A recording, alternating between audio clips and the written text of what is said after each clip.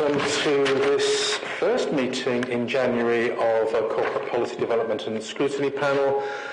Meeting this week particularly look at some development issues.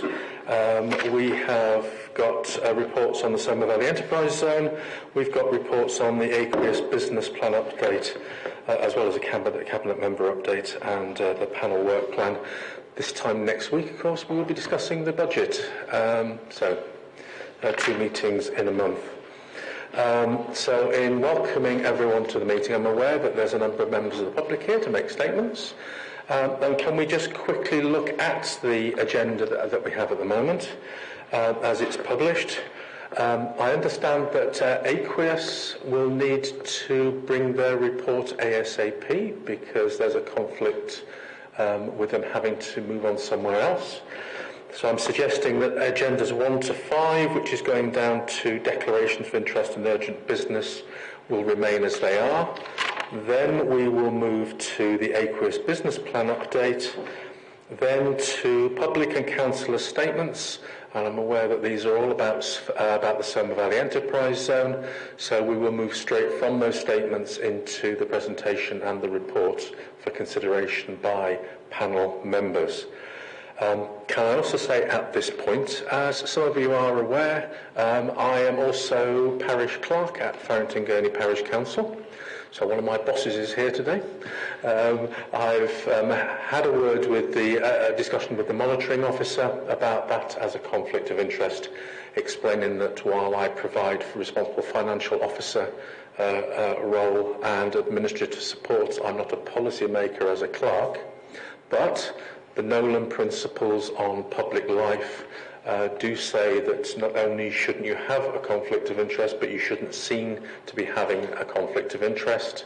So that when it comes to the debate itself, which will now be agenda item 8, Lucy will step in as vice chair to chair that particular item. Okay? So, as I say, agenda item 1 is welcome. Then can we move on to the emergency evacuation procedure, please?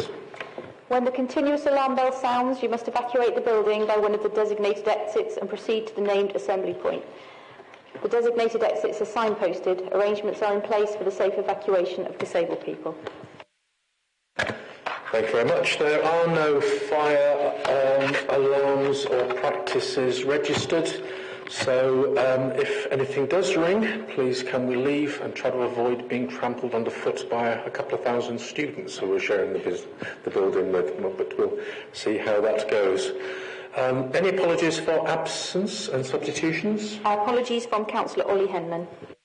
Thank you. And declarations of interest, I've made my statement. I'm not aware of any other declarations of interest. If anything does crop up during the discussion, any panel member thinks they need to put their hand up, please do, and we'll make sure that we note that in the minutes.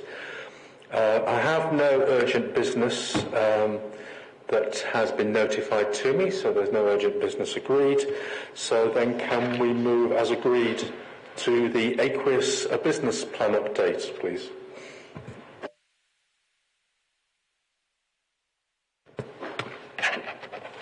Okay.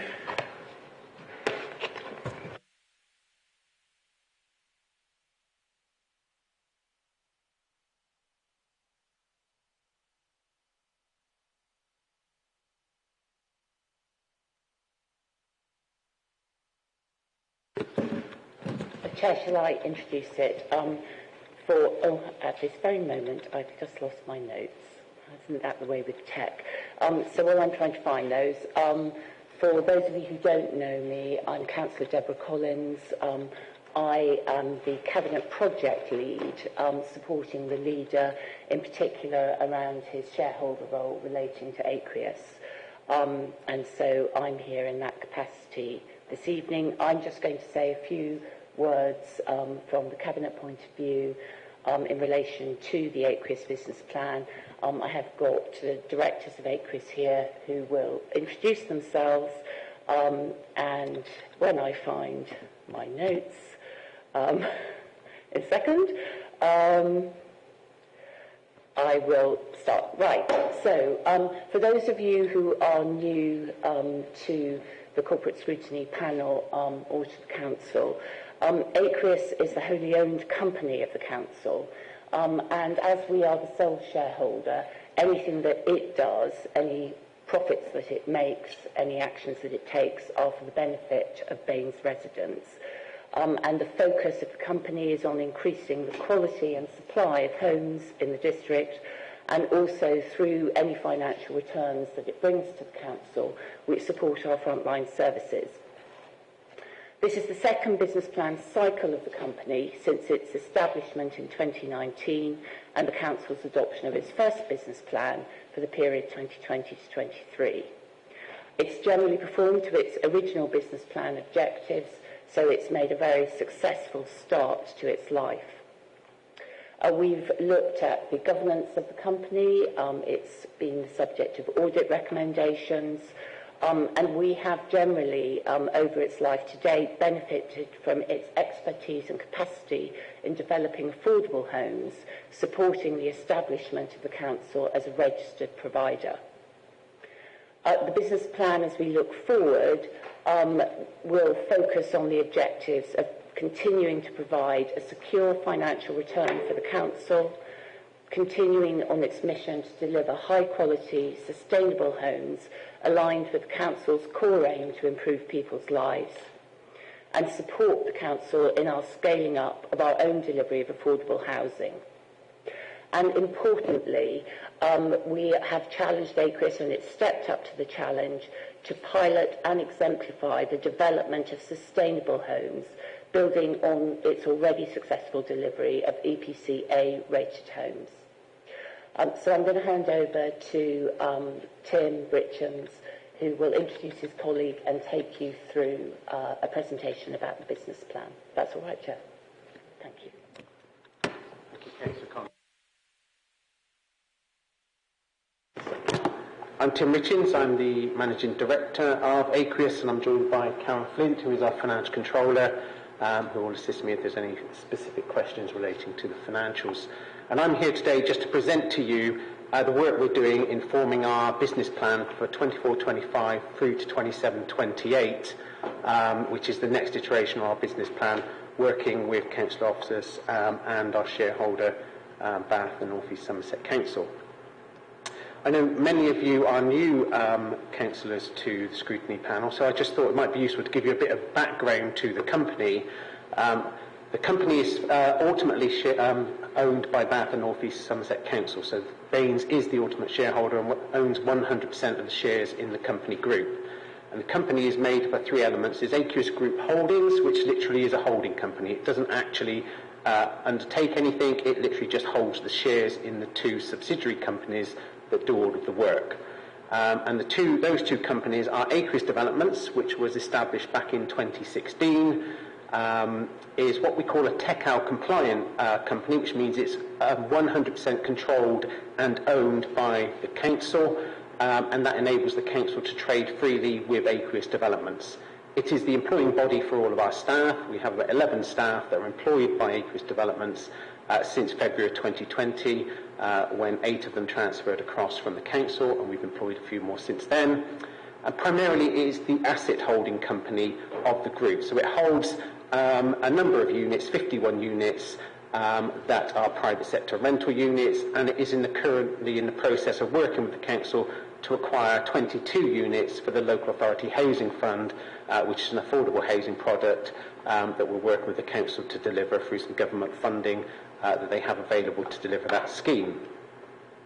So that's Aqueous Developments. Aqueous Construction is the company that builds the new homes and undertakes the refurbishment. So it is actually the construction company.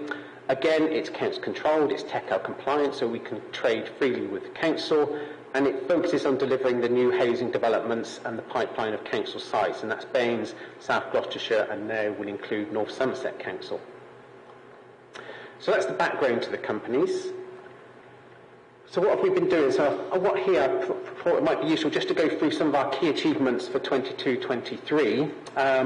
And you can see it's quite a varied schedule of work that we've been undertaking. So Riverside View, which was completed a couple of years ago, 95 apartments in Keynsham. We've just completed handing that company over to the tenant management company. So those 95 apartments are now owned by the tenant management company that was formed from the tenants, with directors from the tenants themselves. So we have no role as the management company in Riverside View anymore. It is now owned by the tenants. We've completed the handover of that. We also completed the development at Sladebrook Road in Bath, which was 9 low-energy homes. They sold very, very well. They were completed in June of 2022. We also completed 117 Newbridge Hill in Bath, which was 7 units of social housing completed for the council and handed over back in December of 22. They were very successful. I know the council targeted those at workers at the RUH. We also made a start on our first partnership development in Frenchie at Manor Gardens. In Malmaze Drive, Manor Gardens is the exact location of 30 low-energy homes. So these are to our new low-energy standard, working to AEC B standard, which delivers an EPC A-rated home. So that scheme is now well progressing, and our first sales are completing shortly on that scheme. We completed Crescent Garden Lodge, which was 3 temporary accommodation units for Bath North East Somerset Council. We also started work on Theobald House, converting that into 11 temporary accommodation units. Again, that one is targeting EPC A-rated AECB standard temporary accommodation units. And that will be our first refurbishment to that standard. So that's a refurbishment and extension of existing property. We also made substantial progress on the planning for Argyle Works and Westgate Street, and both gained planning approval. And in fact, Westgate Street is very now near completion, and Argyle Works has just started on site. We were also working with South Gloucestershire Council on initial business case and planning for Castle School and Charborough Road sites with them. We delivered our £1 million commercial return to Baines as shareholders, so that was fully delivered. We, during the year, completed the restructuring of our company, so that was the introduction of Aquarius Group Holdings. That just provides lots of flexibility for the future growth of the company. And from an ADL perspective, we undertake regular tenant surveys, we look very closely at void levels. All of those met the targets that the council has set for us, including keeping void levels below 5% and making sure we had a very positive relationship with our tenants. So it was a very successful year, 22-23 for the company. So as we move forward, the company is moving into a sort of new mode in terms of we are now a growing company, and we are working with the council on its priority, particularly around social housing. So as part of this, we've had a look at our aims this year. Our overall mission as a company is to deliver high quality and sustainable homes, but we then break that mission down into a number of aims, and these are the aims that we've been updating. So these are the updated aims that we're proposing with our shareholder. The first one of those is to support the shareholder in its overriding purpose to improve people's lives. Obviously, we do that from the delivery of the housing for the council. Looking at increasing the housing stock for tenants and homeowners, to meet local housing need. Operating in a creative and innovative manner that really works commercially. We do have to generate those commercial returns at the end of the day. To support the local authority partners in tackling their climate emergency objectives and demonstrating as far as possible best practice in property development. Working with Baines to assist in its delivery of social housing, to support its corporate strategy priorities, particularly around affordable housing that is accessible with local jobs and services, and to act as a responsible landlord to our tenants, ensuring our properties are maintained to a good standard. They're our overriding aims. They're the aims that drive our business, both with Baines as our shareholder and our partner councils. So what does the business plan look like in terms of pipeline? So this is something we're working on very closely now with Baines and with our partner councils. And in terms of Baines, we're currently delivering and are in the process of delivering 26 affordable social rented homes. They are actually in the stages of planning and delivery at the moment. We're delivering these 22 local authority housing funds homes. We're progressing those already, 10 of which have already been acquired. We're looking at acquiring a further 12. And then we're looking at some of the more specific sites. So we are at advanced stages of looking at the affordable blocks at Midland Road. and having that under construction, and that will deliver at least 44 units of affordable housing. We're looking at progressing the planning applications for Bath East North, particularly for a couple of the plots there for market housing with the council. And we're really focused on looking at working with the council on its future land supply to help us achieve those objectives, and exploring the options to support the council in its own council-owned housing stock and how it's going to deliver that and how it's going to actually manage that housing stock. So we'll be working with the council on that. But as a company, it's really important for us to strike a balance between affordable and for-profit activity so that we can deliver those commercial returns that the council has set for us as an objective. And as I said there, that pipeline that we're working on is under development so that we can put more detail to that pipeline over the period of the business plan. So that's where we are with Bath and North East Somerset Council. As I said, we're also looking at partnership working with neighbouring authorities. So with South Gloss, we have Manor Gardens that's progressing well and will be completed by September 2024. And that was recently shortlisted for the Bristol Property Awards. And we have 2 other sites that are now progressing with South Gloucestershire Council through planning. North Somerset Council, we've had some very positive discussions with them on delivery, and we are working with them on proposals to take forward 3 sites, 2 in Weston, Supermare, and 1 in Clevedon. They had a council meeting actually on the 9th of January, and that full council meeting approved that they would take forward those 3 sites in partnership with Aqueous. So again, that's really positive news for the company and our aspirations for the future. We are also talking to some other neighbouring authorities, having some positive discussions, but all of those authorities are at different stages with their assets, their asset bases, and their review of how they deliver housing. But again, there are some potentially positive discussions there for the future. So meeting the climate emergency is one of our key objectives that has been set by the shareholder, and that's something we've always tried to do in terms of looking at setting a standard for both us and to promote that standard to other developers. Baines itself has recently adopted a new green planning policy that we will comply with, and we will continue to focus on achieving this AECB standard of housing, which delivers EPC A-rated homes for our new build properties. We also need to think about working with refurbishments, particularly things like listed buildings, and there's a balance of costs and what we can gain through consent, particularly for listed buildings, to help those achieve the highest possible energy ratings that we can.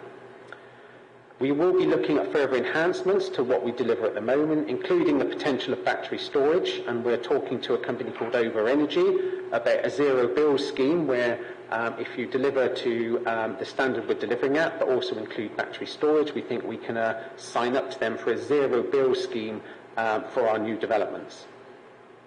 We do know that home buyers are becoming much more focused on the running costs of their homes, and that includes energy, and we are noticing that buyers are looking more at energy efficiency. It's still not the overriding factor for people buying their homes.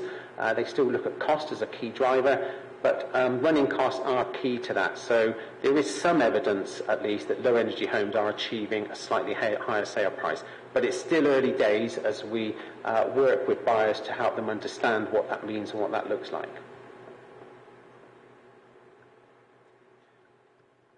As I said earlier, we've already done some work on the structure of the company and to make sure that we have the most efficient structure for the company to deliver those developments with the council.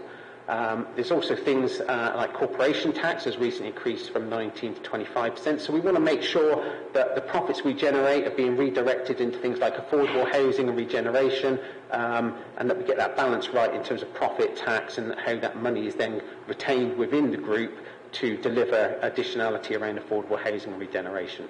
So we will be looking at revised company structure options, particularly for some of our larger sites, and to help retain those profits for delivery into those things.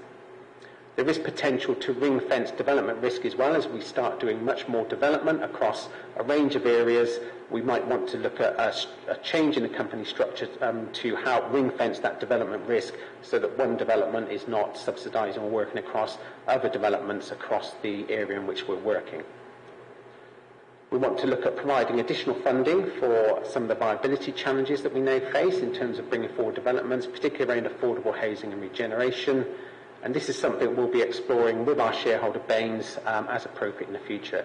The key thing is any change to our company structure has to be approved by our shareholder and has to be supported by a business plan. So that's something that will come forward for a specific approval if it's something we feel is the right thing to do. So we then look around our financial returns.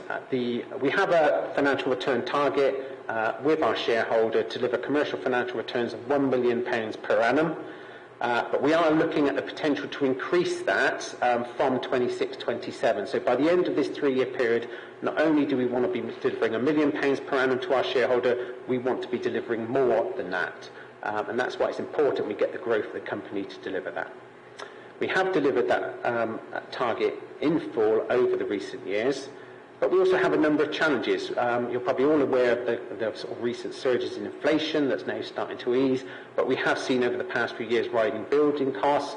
We've seen increasing interest rates, so increasing costs of capital, and more recently some challenging market conditions in the housing market. So all of those things do challenge the margins that we can deliver. Also, when we work with the Council on Affordable Housing, there is no profit element on that. We deliver that at cost. So again, that's why it's important to make sure there's a balance of activity there. If we're to deliver those commercial returns, we need to make sure we've got some of those for-profit activity to enable us to make those commercial returns to the Council. So a pipeline of market sites will be key to helping us achieve that objectives. At the moment, Manor Gardens is our only for-profit site in delivery, but we are working on a number of other potential sites that will now add to that to bring forward those profits in future years. Partnership working also helps diversify the reliance of the company just on sites from Baines. And so by having a number of partners we're working with, that means the company can then sort of deal with the ebbs and flows of things like planning and the processes that are often involved in these things, so that we have resilience around delivering those returns to the Council. So the next slide looks at some of our financial forecasts going forward and looks in detail at how we can achieve those returns for the Council. So we have a range at the top there of the sites that will deliver those sales and when they come through. And you can see a lot of it doesn't come through until 26-27.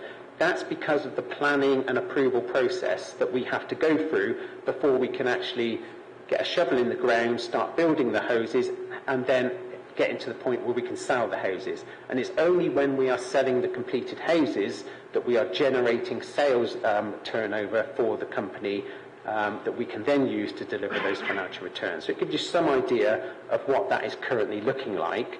There's lots of activity, but you can see over that 3-year period, the turnover of the company grows to a very healthy level by the end of 26-27. But throughout that period, we are delivering the returns to the Council through our dividends and through the profits of the company. So throughout that period, remaining profitable, those profits will grow over the period, and we, by 26-27, should be in a position where we can deliver more returns to the Council. And this just summarises that in a little bit more detail. So those returns come from two things. We borrow commercial loans from the Council that we have to pay commercial interest on, and we also deliver dividend returns to the Council. You can see how that's balanced out. And this is just the baseline level which we're working to, £1 million a year. As I said, it's already the indication that we want to try and increase beyond £1 million by 26-27. We also have the potential to deliver what we call overage profits. So when we do a business case, we are always very prudent around sales values, sales profile and things like that. So if when we sell a house, we sell it for more than we put in our business case, that generates an additional profit called an overage profit that we can then return to the Council. And the site that we've currently got in delivery at Manor Gardens, South Gloucestershire, that's looking very healthy in terms of the sales values we're achieving there. So again, we're hopeful that that site will deliver some overage profits over and above this level to the Council. We're then working with the shareholder on a range of objectives that are set for the company, which the company is then monitored against. And importantly, it's against these objectives that we will report back to scrutiny every 6 months on how we're doing as a company. And that's something we do at the moment. But these are the objectives for the next 3 years. Importantly, our business plan, we will be refreshing every year. So we will be very focused on the year one of the objectives. The next 2 years help set the tone of those objectives for the future years, but they will be set more in stone every year when we refresh the business plan. So looking at the year ahead, in particularly for 24-25, the first objectives there talk about actually bringing to fruition the sites that we've got in the pipeline. So sites like Argyle Works, making sure that's delivered, making sure we get the planning for Danes Lane, and we make some starts on some of the other sites, particularly in South Gloucestershire, completing Malmaze Drive or Manor Gardens as the marketing name of that site is. We'll be supporting Baines to deliver its affordable housing plans and its social housing particularly, which I know is key to the shareholders' requirements, and identifying some opportunities for affordable housing-led developments with the council, really focusing on delivering those energy-efficient homes, those EPCA-rated homes, and exploring the potential to deliver that and improve that standard. And I talked there earlier about the OVO energy scheme we're already looking at. To then look at developing our pipeline of sites with those local authority partners and support a sustainable business for the company and the shareholder. We've then got some objectives around our private rental portfolio, making sure we have low void levels, make sure we deliver those local authority housing fund properties for the council, and acting as a responsible landlord. Then we're sort of trying to put some more hard targets in here around responding to all tenant inquiries within 48 hours and making sure we report a landlord compliance checklist quarterly to our board for monitoring. We then talk around some of the financial targets. You can see there that the key one is £1 million in 24-25 of commercial returns. But we do want to continue to deliver the Baines commissioned affordable housing schemes at an overhead rate only, so no profit margin to be added. And something there around our loans to make sure our loans are kept to a viable level on all our developments, so they're below 75% of their value. That's something we monitor very, very closely.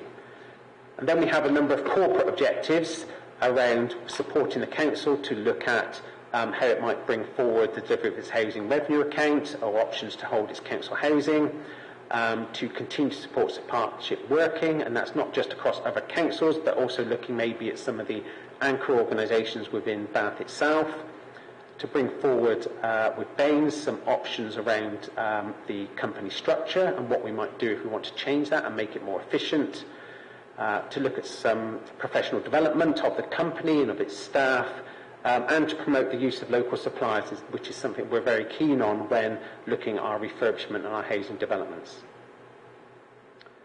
So as I sort of draw to a close, what are the next steps in the business plan? So at this stage, we're working with the shareholder of the officers and the members to finalise our objectives and to try and put a little bit more detail on that pipeline, but it will only be a baseline position that we develop. We're always trying to enhance that pipeline.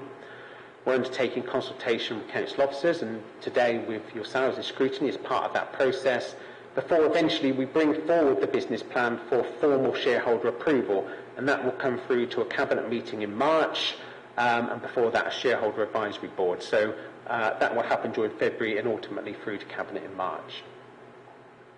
And then finally, just to leave you with some of the examples of the schemes that we've actually delivering or in delivery. So top left there you have the scheme that's being built at the moment in Manor Gardens in South Gloucestershire, so those EPCA rated family homes, 30 of them, 11 of which are affordable. In the middle there you've got the homes in Slaybrook Road, Bath, that were all completed and sold.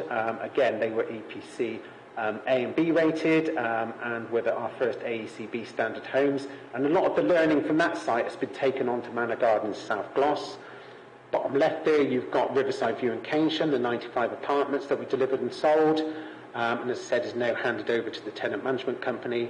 And bottom right, 117 Newbridge Hill, which was those 7 socially rented apartments that were delivered and completed back in December 2022. So a really good example there of some of the schemes that we have delivered as a company for our shareholder and for our partners. Really then over to questions.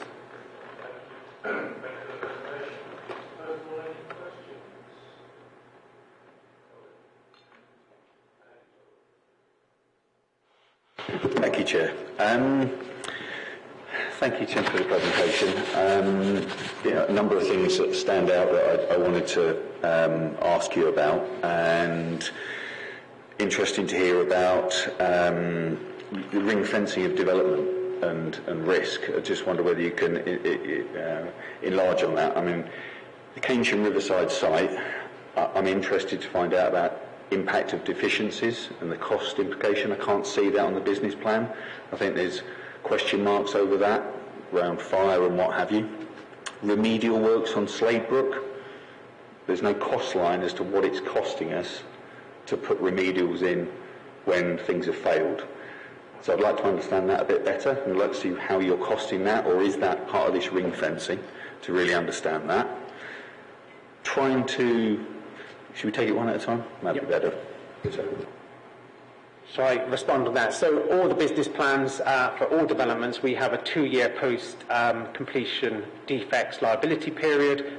We make provision in that in all of the budgets that we put together. And both Sladebrook and Riverside View, and in any new build, there will always be some things that need to be repaired and sort of dealt with in that 2-year deficiency period. All of that is within our budget. There's been no impact on the council, on its returns, or on the company, because we'd already provided sufficient funding to deal with all of those defects.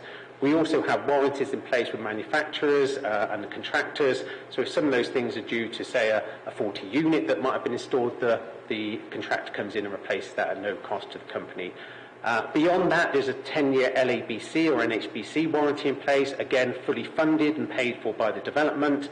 So once we're out of our contract period, if the homeowners then have a problem, they can go to the NHBC or the LABC to deal with the issue again, and that's all covered in the insurance warranty that we take out. So they're all covered. Okay, I appreciate from this scrutiny panel's point of view, this is a business plan. It's not digging into those details, but we'll maybe save that for another opportunity to look at those costs, Tim, if we could. You talk about the social and affordable housing delivered at cost. And we've had quite a debate about what's sociable and affordable and how that gets blurred and merged a little bit. But you're talking about affordable housing on Argyle Works, Westgate Street. From what I understand, that's purely social housing as opposed to affordable. It's not going to the open market on a reduced rate. We as a council approve a development cost that is stated to be on there. Now, 3.2 million to deliver Argyle Works on top of the land value, and 676,000 for 3 one-bed flats on Westgate Street. I'm just wondering where in the business plan it shows where we should be looking to develop, or why don't we go up to Upper Bloomfield Road and buy 8 units up there for 2.2 million, which will give more properties that we can instantly make available. So I just want to understand what you mean about cost price, because cost price of 3.2 million seems, from what I've been advised by other surveyors, seems totally out of whack. Yes, so in terms of those social housing scheme at Argyle Works, again, that's a commissioned scheme through the council. So we have tendered all of those costs, and a number of tenders were received, and the costs were evaluated, working with council colleagues. And so it's just a pass-through of those costs from those tenders. And the councils themselves looked at the business plan, went through those costs, working with our team, and have taken forward that development. So it is a case, some of these sites are quite challenging, some of these sites need a lot of work to get them to a point where they're developable, so all of those costs have to be factored into some of these sites.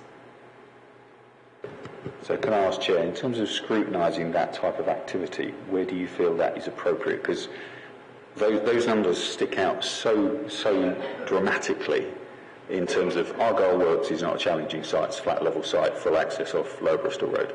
And in terms of understanding that tendering process and seeing where those costs go, where should we be bringing that to? So I assume that the March Cabinet meeting, when the business plan comes to that Cabinet meeting, there'll be the opportunity there to ask questions. But we're looking at the work plan for this panel as well. So at some point, 6 months to 12 months down the line, to report back where we are. Thank you, Chair. Can I move on to just clarifying obviously the interest that you're paying on in large borrowings is obviously making up a bigger proportion of the proposed £1 million return over the next coming years. It's always interesting to see higher borrowings but less return. But is that cost to Baines after Baines' interest costs that we're being charged as a council, and that's the profit, or are Baines' costs of actually doing that administrative work of borrowing that money from, be it Public Loan Works Board or wherever, and passing that money to Aqueous to use in their developments? Can you just clarify that those figures that are stated on there are either full profit or with Baines' costs then still have to come out of that? So for the interest we pay to Baines, that is the total interest cost, the commercial interest rate that Baines charges to the company for that. In terms of what then it costs Baines, I think that's a matter for council officers to sort of talk to. So it's not really a profit. It's not really a profit return line, is it? Yeah. Because we have borrowing costs on that. It's gross. Internal officer costs in administering the company activity to facilitate that. So our finance resourcing costs, for example, in finance resources as a council cost, would not be within those charged. Just thought it was good to clarify that in terms of it's not a straight million, there's cost involved in how we deliver that. Okay. That's probably our internal council accounting in Baines, isn't it? There's £1 million profit, but it's net of any, not only administration costs, but any Public Works Loan Board costs. So, consultancy fees, am I right in looking at, in your line, commission services? What's the difference? Because could you, I mean, with your finance chief here, just clarify the income you've generated from consultancy fees that Baines have paid, maybe in the last financial year? I believe it's quite a substantial amount. I can't see where it's costed into the business plan and where that steps in. So obviously we're looking forward in the business plan.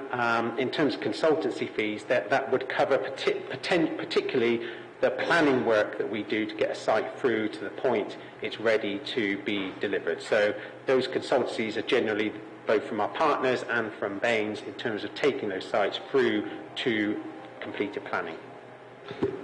I appreciate that, Tim, but it's trying to understand that it is a business line. It's a charged service to deliver that. So where do I see that in your business plan, and how much could you say it has been as a revenue in the last year, so that we can understand how it's projected going forward as a revenue? Because consultancy fees are a significant part, I believe. Yeah, it is.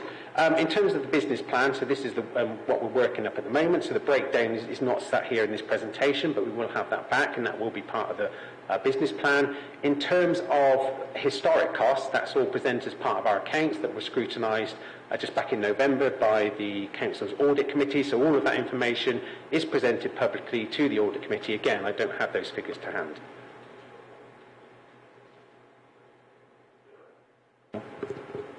Bless you. You mentioned in your presentation about constant challenges or consent challenges for listed buildings. Wellington Buildings, why was this allowed to happen, and what are we doing to remedy what has gone on at that building? So Wellington Buildings were owned by the council at the time. That was not work undertaken by Aqueous. So I can't really comment on what the position is with Wellington Buildings.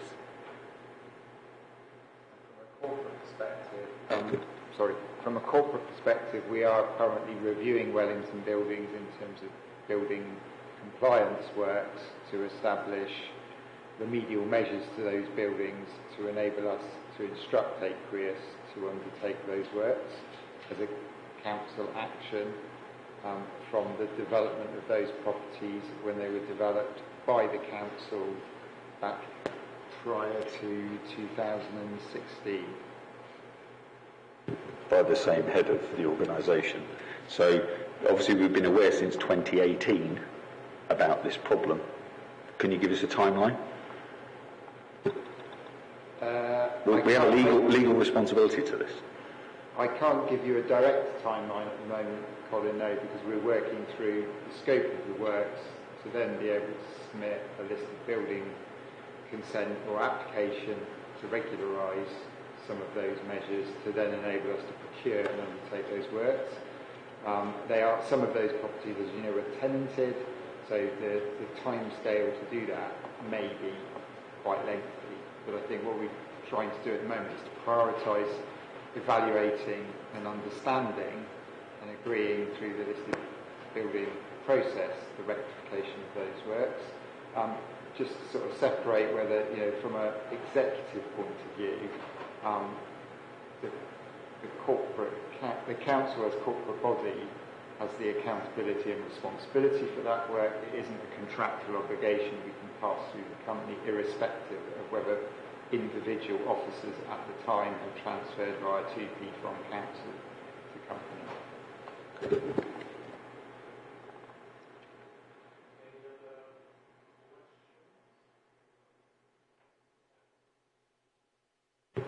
Thanks. Great to see in your objectives and things there that you're working with the council to help achieve their objectives. It'd be really great to go and see some detail on that as it comes through. Would you guys be able to return back jointly with the officers and responsible people to talk through the detail about how about Equus's part in meeting the aspirational objectives of the council in terms of delivering the social housing? Because it's a key commitment and be really important. Really good to go and see that back. Yeah, the plan is to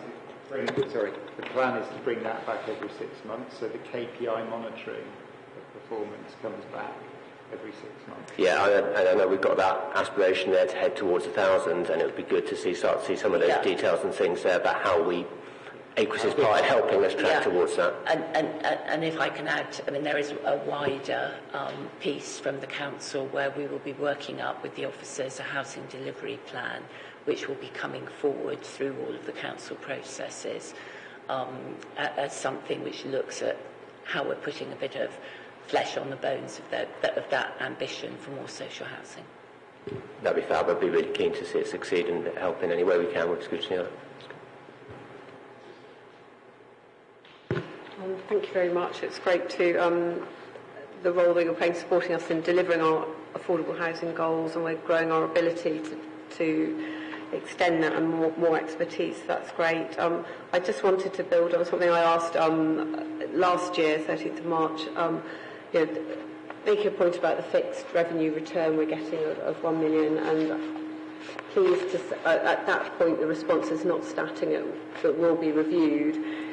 And it might be nice to see something more coming forward earlier than 26, 27, but I appreciate that you've shown us the information that shows the pipeline.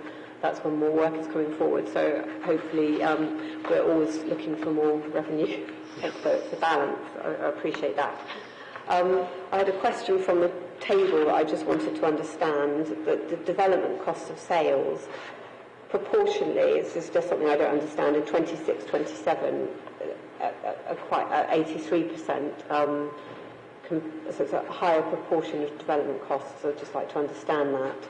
And then the other question I had was on the overage profit. So you've mentioned that we should expect some on Manor Gardens. I just wondered when that comes through, and if there's any other developments that is yet to arise from, or is it only Manor Gardens that there's no such profit to come from? Budget meetings in 12 days. Yeah. Okay. So in terms of the cost of sales, it does vary development by development depending upon the actual cost of delivery, the nature of the development and things like that. So it does vary. It's something that all of our business plans are subject to sort of quite robust work through in terms of the approval process. So anything we do with a partner council has to be approved by that council and the shareholder. Anything we do with Baines has to be approved by the shareholder. So it is all subject to very detailed scrutiny and analysis. But it does vary development by development, and we can provide more information if as needed to give you some analysis behind that.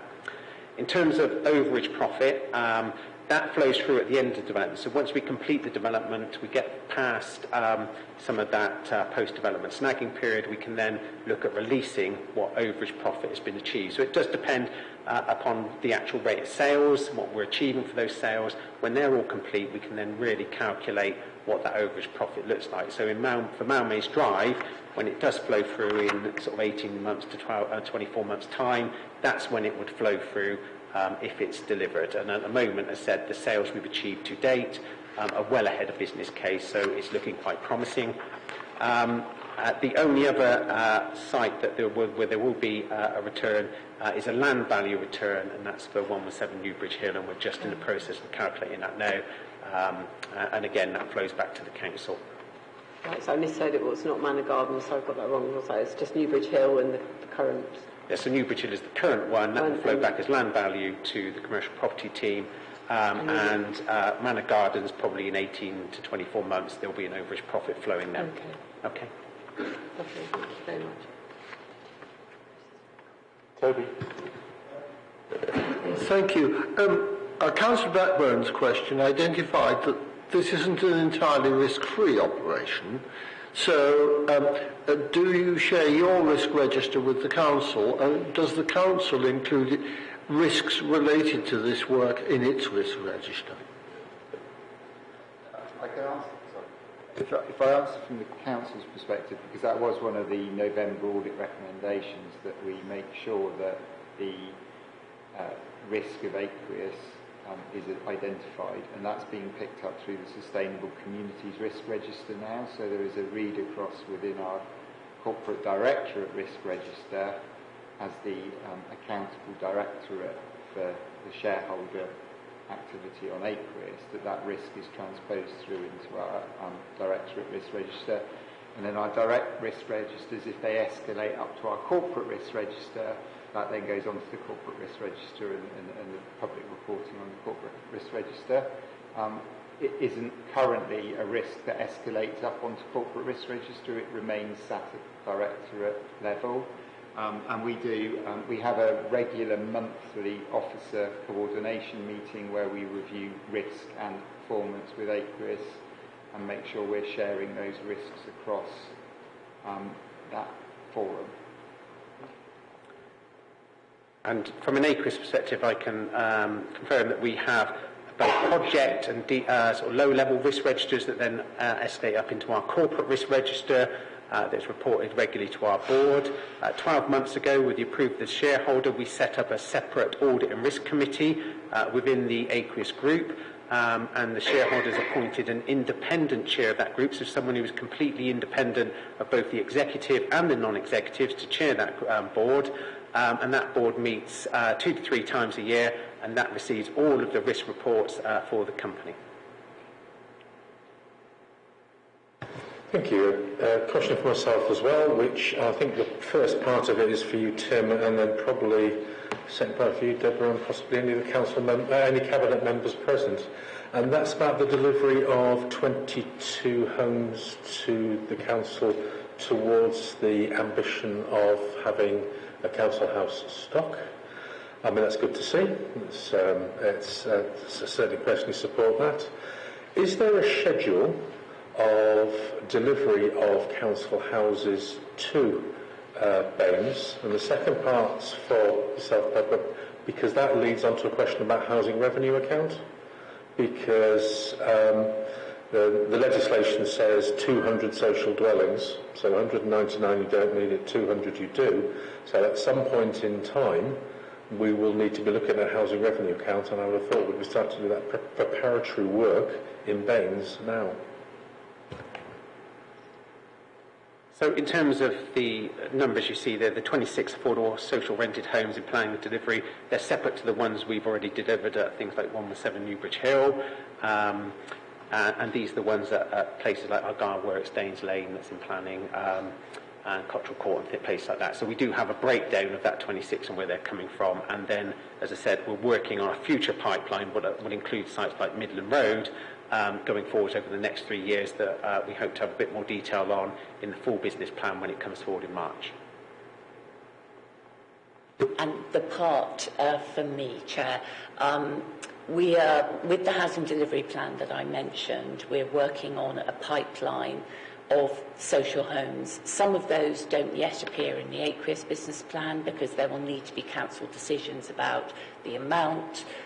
So when we're looking at various sites, we need to identify sites, and where we've identified sites, we need to identify the financing so that we can see how much of the site can be social rent, how much might need to be market, how much might need to be other affordable, like shared ownership, for example. So those will be more developed within the housing delivery plan. And you're absolutely right, as we get towards 200 houses as a registered provider, we would then need, under the legislation, to open a housing revenue account. So behind the scenes, the officers are doing a great deal of work to see how that might work financially, what the risks are for us as a council, what the benefits are for us as a council, and they will be bringing forward recommendations to us, which we will also need to bring out into the wider committee structure about what the progress will be. And you're absolutely right, we need to do that well ahead of getting to the 200 houses, because we need to have a pathway so that whatever we do in that interim, as we build the organisation and as we scale up, is going in a direction that is sustainable over the longer term. Cheers, thank you, that's useful. Can I just check what number of social houses, council houses you have at the moment? It kind of varies depending on whether you read council reports, press releases or private eye. I can confirm the number, but it depends whether you're accounting for supported lodging, temporary accommodation and general needs housing. So general needs, affordable housing, and the figures get conflated, so it's a combination of all three that we hold. I can't, off the top of my head, give you a precise number. In terms of the housing revenue account work, though, it typically relates specifically to the general needs accommodation, which at the moment we hold a relatively modest number of general needs affordable houses, which are the social rented or affordable rent properties. Because to start our kind of journey onto developing social affordable housing, we've started where the area of highest need is, and a lot of that is around supported accommodation. So most of the delivery to date is around the supported accommodation types of housing that meets the highest need for that service. So I'm going to have to come back to you, and I will come back to you to report the exact number as we sit here today. Thank you, that would be useful. I mean, the 88 Act talks about social dwellings, which is a bit of an umbrella description and can cover, can cover a number of units. And the last thing we want to do is to find that, some of the reports are accurate. But moving on, thank you very much for that report. I look forward to seeing you again at panel. And no doubt follow this through Cabinet and through the Shareholder Advisory Group. Thank you.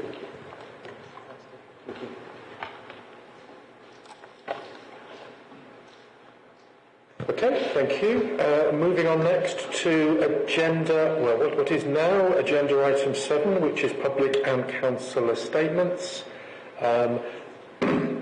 I've got 4 notified statements. I'm aware that Councillor Ross has asked me if it's possible to make statements. So I'm going to do that, Sam. So, first of all, 3 minutes each. First of all, Sean, can you make a statement? Yes, we'll use the technology. You won't need the timer. It's not so much a statement, it's just a couple of comments, really. Okay. So my main reason I'm here is I'm trying to understand why it's here. Why this is at a scrutiny panel 2 weeks before it's due to go to Cabinet to be signed off. The LDO package was complete, as far as I'm aware, several months ago. Was due to be in Cabinet in October, then November, then the can was kicked down the road to February. So I'm just really here to see if I can understand what's changed. And if something has changed, is it significant enough that we should then be going out to consultation on changes? So that's my main reason for being here. I would also comment that perhaps the council's time would probably be better spent on public engagements.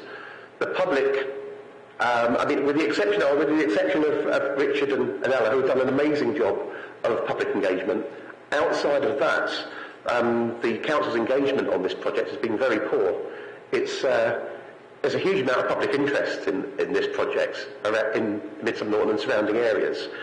And really, the council needs to do a better job of explaining and justifying the project and why it happens and why it's needed. So that's really just my comments. So I look forward to seeing the presentation and hopefully seeing some answers. I wonder if we should hear the outline presentation before taking the other public speakers. I think they'd find it easier if we've had an explanation of why it's here, some of the questions Councillor Hughes has done, as in the planning committee, where the officer gives a presentation and then we come to the public involvement. I think it'll be better for everybody if we do it that way round.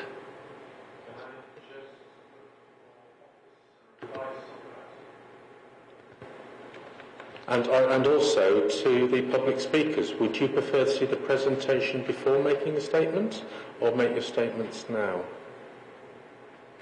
Well, I think it might make more sense to the councillors here if they had an idea of what it is we're talking about and objecting to. Because there's quite a lot in this presentation we think is objectionable. Okay.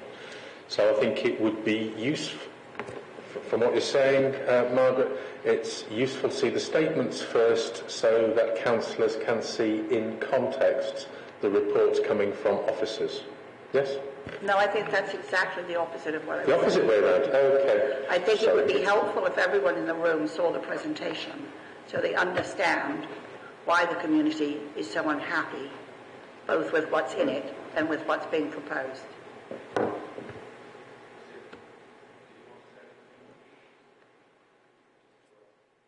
So it's just to ask Kerry on the protocol for scrutiny that the questions following the presentation of items is typically only by scrutiny members, not by questioning by members of the public. And so the public statements normally take place in advance of the item and presentation by officers. I'm not the monitoring officer, so I'm afraid I don't know the sort of clear protocol, and it might be something that I think from the perspective of questions, I'm only asking whether it's acceptable to receive questioning from the public as well as the scrutiny panel after the papers are presented. The intention was not to have questions from members of the public because the Constitution allows for statements. My only concern was that for the full picture for all panel members, which order did you actually take the information, whether it's presentation followed by statements or vice versa. Kerry, I think, is going to give us an officer's judgment. Yeah, I think the Constitution is quite clear that the order when the item's taken can be shifted according to the chair's discretion, but we wouldn't now open the debate for public engagement and contribution to that. That would just be restricted to panel members. So the statement would be as you prepared, but we were just rotating the order of the agenda.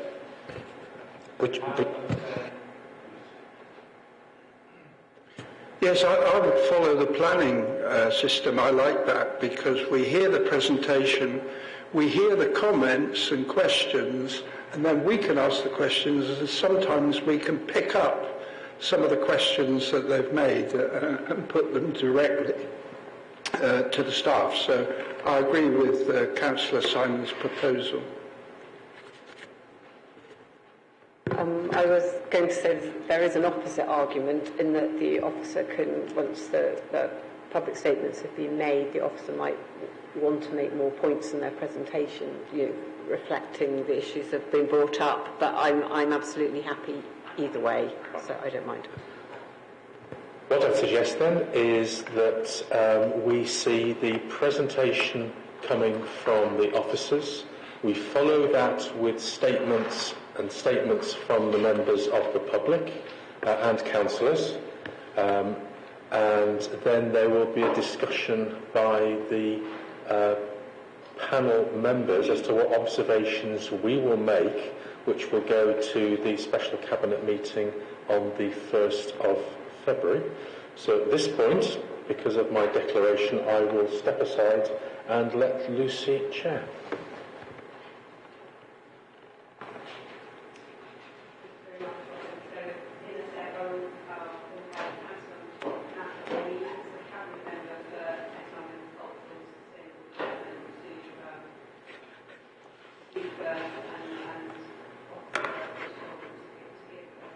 To give the presentation. I hope everyone heard that. I'd also like to ask, as was raised at the pre-meet, whether the officer would be able to give us a little bit more background information. We've had slides in advance, but the background information to the establishing the enterprise zone in 1617 and also the local development order. A little bit of background to that. We've got a number of members that are also on the planning committee and are interested to understand that process. So possibly a little bit more background information would be great. Lovely. So I'll hand over to Councillor Matt McKay. Thank you. Thank you. I'm actually the Cabinet Member for Planning and Housing, and I'm standing in for Councillor Roper, who is the Cabinet Member for Economic Development, as he can't be here today. So the Soma Valley Enterprise Zone is a corporate priority and part of a 10-point delivery plan for the Baines economic strategy, as well as a Lib Dem manifesto commitment. The site was first allocated for employment in the 2007 local plan. So some of you may be familiar with planning and you'll know how much goes into a local plan. It was allocated for development for business use, landscaping to mitigate the impact on the surrounding countryside, and required improvements to the A362. At that time it was a Conservative administration. Again, full council and another Conservative administration, but a full council in 2016, allocation and proposals for the Soma Valley Enterprise Zone were unanimously approved. The site was allocated as an enterprise zone in April 2017, again the Conservative administration, and was agreed by the West of England Local Enterprise Partnership to extend the Bath Enterprise Zone to cover the Old Mills allocation site. A single-member decision in 2018 also secured approval for developing this FES business case, which is where it was first promoted as the local development order mechanism was the preferred option. Again, in 2018, a key stakeholder group was set up with local parish and ward councillors from the surrounding area. The stakeholder group has directly influenced the uses and design of the illustrative master plan and the local development order. Then an outline business case was submitted to WECA in March 2019, and shortly, or the following year, Arcadis was appointed as the consultant team to progress the local development order. So under the then Liberal Democrat administration, the first piece of work we undertook in May-June 2022 was the informal public engagement around the project where it was at the time. So that produced changes to the illustrative master plan, which sought to increase the distance between the development boundary and adjacent residential properties, and the depth of the perimeter buffer zone, planting zone was increased at that time. Then in January and February, so that's a year ago, 2023, we launched the statutory consultation. That required statements of clarification provided to members of the public with additional information and responses on the common objections, and saw the perimeter path removed and the density of planting increased to create wildlife or dark corridors, and the primary substation was then indicated on the master plan, the location of it. We then undertook, following those revisions, we undertook in September and October last year a revised statutory consultation. That saw some concerns, or some changes around arboriculture, urban design and landscape, and saw concerns also raised around the perimeter planting. So if I then... we also looked at the Natural England objection on light spill, and saw that and agreed that could be resolved. So in terms of green space in the Soma Valley Enterprise Zone, there are 33 acres on site, of which 10 will be reserved for green infrastructure, which includes 10,000 new trees. The off-siting of the rest of the biodiversity net gain we saw could be delivered on 16 acres within the Soma Valley, mainly through the securing of management of that habitat, and that the concerns over the removal of 3 hedgerows would also be mitigated in that BNG requirement. And then it's worth noting that we were here 1 year ago in front of the panel, and the panel resolved to ask Cabinet to consider the following: clarity on highways impact of the road between the A37 to the double mini roundabout in Radstock. You asked for clarity in the design codes and guides, and to make sure that any conditions would be enforceable. And thirdly, you asked for future-proofing to be considered, both economic, social and environmental. The responses to that, to your requests last year, highways works and traffic modelling through the network from Farrington Gurney to Radstock have been approved by the Highways Development Control via the statutory consultation, and we'll be implementing highways mitigations work along the A362. The local development order conditions have been updated to respond to statutory consultee responses. So developers will have to submit compliance applications for each plot to evidence that they are in line with the conditions and the design codes from the master plan. And that is plot specific. And finally, the future-proofing is covered within the ambitions paper, which is also being taken to Cabinet. So we're back here now just to update you on what's happened in the 2 consultations last year since we were here, and just outline those changes. So we're asking you to note the paper, and we will take forward any comments you have. Over to Richard. Thank you, Councillor McCabe. I'm hoping, Chair, that some of the responses that you were seeking were explained through the presentation made by Councillor McCabe there around the history of why the LDO was adopted and the enterprise zone. I'm happy to give a little bit more information around the enterprise zone status itself, if that's okay. In terms of the LDO and the reason why that was adopted, it was seen as the most expedient mechanism to secure certainty of a planning permission. That was subject to a report that was drafted and a consultation a piece undertaken by consultants to assess the benefits of going through a planning process or going through an LDO process. The LDO process was seen as the most expedient way of de-risking the site for potential for delivery going forward. Rather than individual planning applications, it was felt that the LDO provided the certainty but also the flexibility around delivery. In terms of the enterprise zone itself, so enterprise zone status secures for a 25-year period 100% of the uplift in rates from the site, and that's ring-fenced for the enterprise zone, which means we have that rates income is utilised as a mechanism to fund the scheme going forward in part, not in its totality but in part, and that's something which is set out within the outline business case which has been submitted to WECA and they're considering at this moment. The other benefits to an enterprise zone are essentially fiscal benefits for occupiers, but they run for a period of 5 years. So the enterprise zone status was granted in April 2017.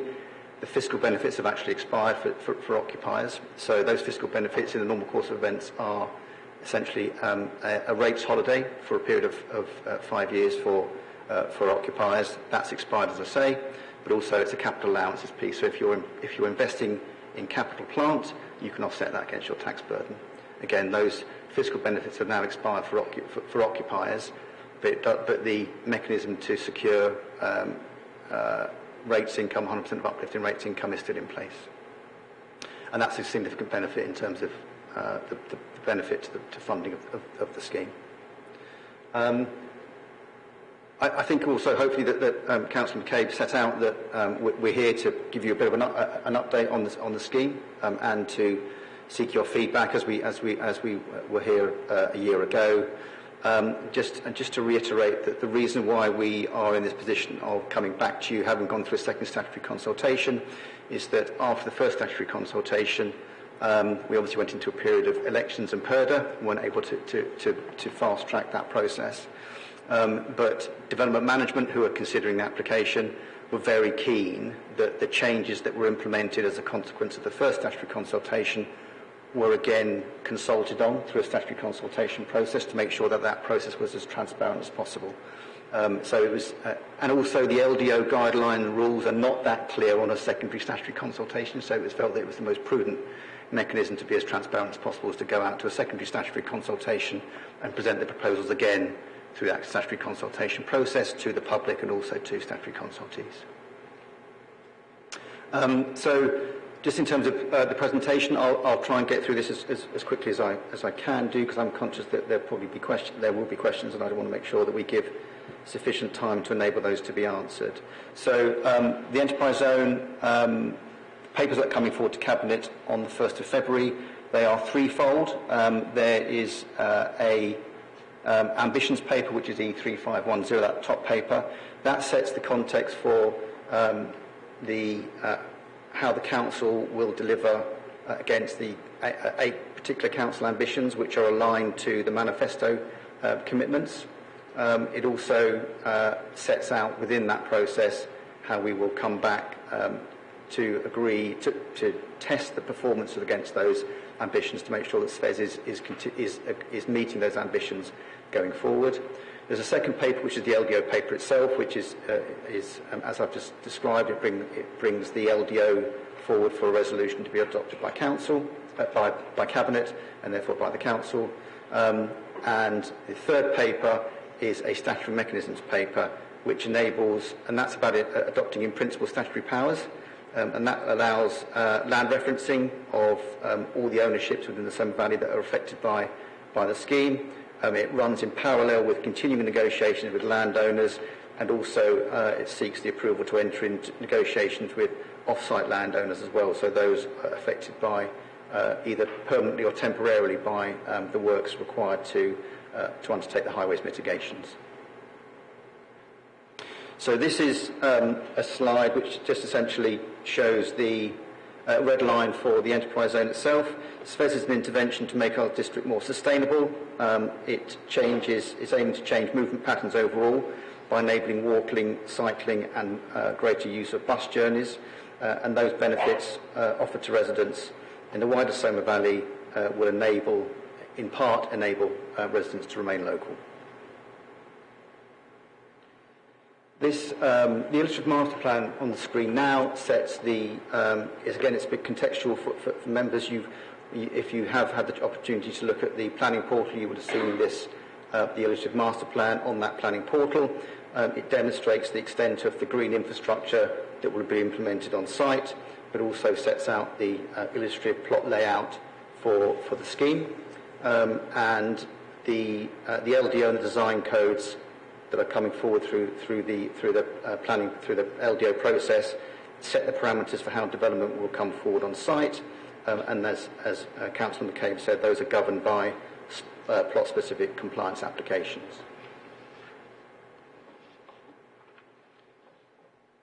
This slide is actually produced by the Office of National Statistics, and it's a little bit difficult to read, so I'll just explain it. So Midsummer Norton and the Somer Valley is in the very bottom of the screen, middle.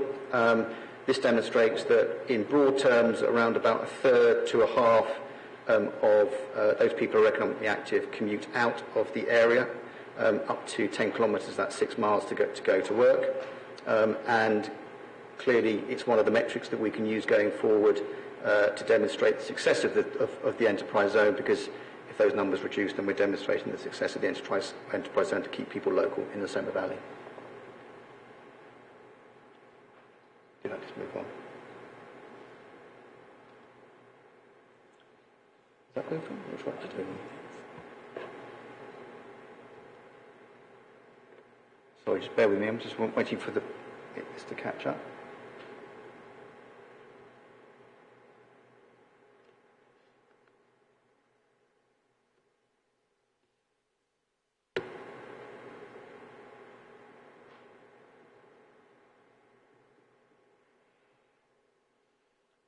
Here we go. Now, I've hit that a few times, so it may jump on a few, so apologies if it does. This slide, again, it comes from the Office of National Statistics, from the census data, and it's about mode of travel. It demonstrates that, again, broadly speaking, in the Somer Valley, about half to a third of half to three-quarters of commuting traffic is by van or by car. Somer Valley is clearly very much a trades location, so a lot of people do use their vehicles to travel in vans to go to workplaces. So we may not necessarily see a material reduction in van commutes, but what we're aiming to do is, through those active travel mechanisms, through the walking, cycling, and greater sustainable travel through bus journeys, we're aiming to see a reduction in the number of commutes made by car over that period of time, once the LDO and the enterprise zone itself is delivered. Just wanted to reinforce that in addition to those pressures in terms of the out-commuting piece, there is a continued pressure in terms of housing delivery, with circa 1,600 dwellings committed in development in the Somer Valley. Clearly, Baines has committed development in the Somer Valley around about 830 dwellings, but Somer Valley sits very much on the border with Somerset Council, and there are in the region of just under 840 dwellings proposed via applications in the immediate proximity of the Somer Valley, but sit in Somerset. And that includes about 584 dwellings which very much sit on the border just to the west of Midsummer Norton and Westfield. So that pressure in terms of out-commuting will progressively increase, and it just reinforces the need to keep jobs as local as possible in the Somer Valley to help reduce that out-commuting piece.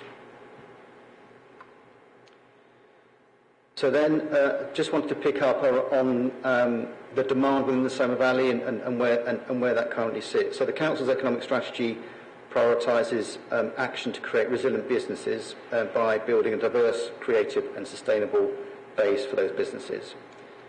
It also looks to support stronger places, building resilience and sharing prosperity more fairly. The Spheres will create an exemplar commercial park for new businesses and employment, and it has been designed to support modal shift in active travel, which I've already referred to.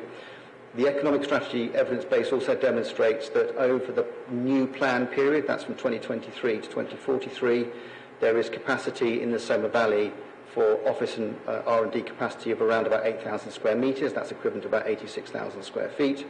Industrial capacity somewhere between 27 and 36,000 square metres, which is just under 300,000 up to about 400,000 square feet of capacity in industrial.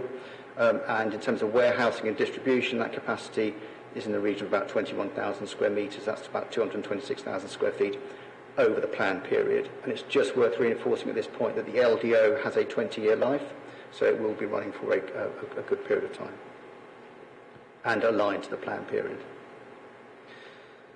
So just in terms of ecology and biodiversity, again, the corporate strategy sets a commitment to improve the abundance and diversity of species by creating and improving habitats. And the Spheres will deliver around about 10 acres of green infrastructure on site. It's a 33-acre site, but around about 10 acres of that will be green infrastructure, and that will include over 10,000 trees, particularly in the perimeter planting area, and about 400, which includes about 430 in the main site itself. And based on current calculations of offsetting of BNG could deliver, and Councillor McCabe has mentioned this already, circa 16 acres of habitat locally in the Somer Valley, in addition to those 10 acres of green infrastructure on site.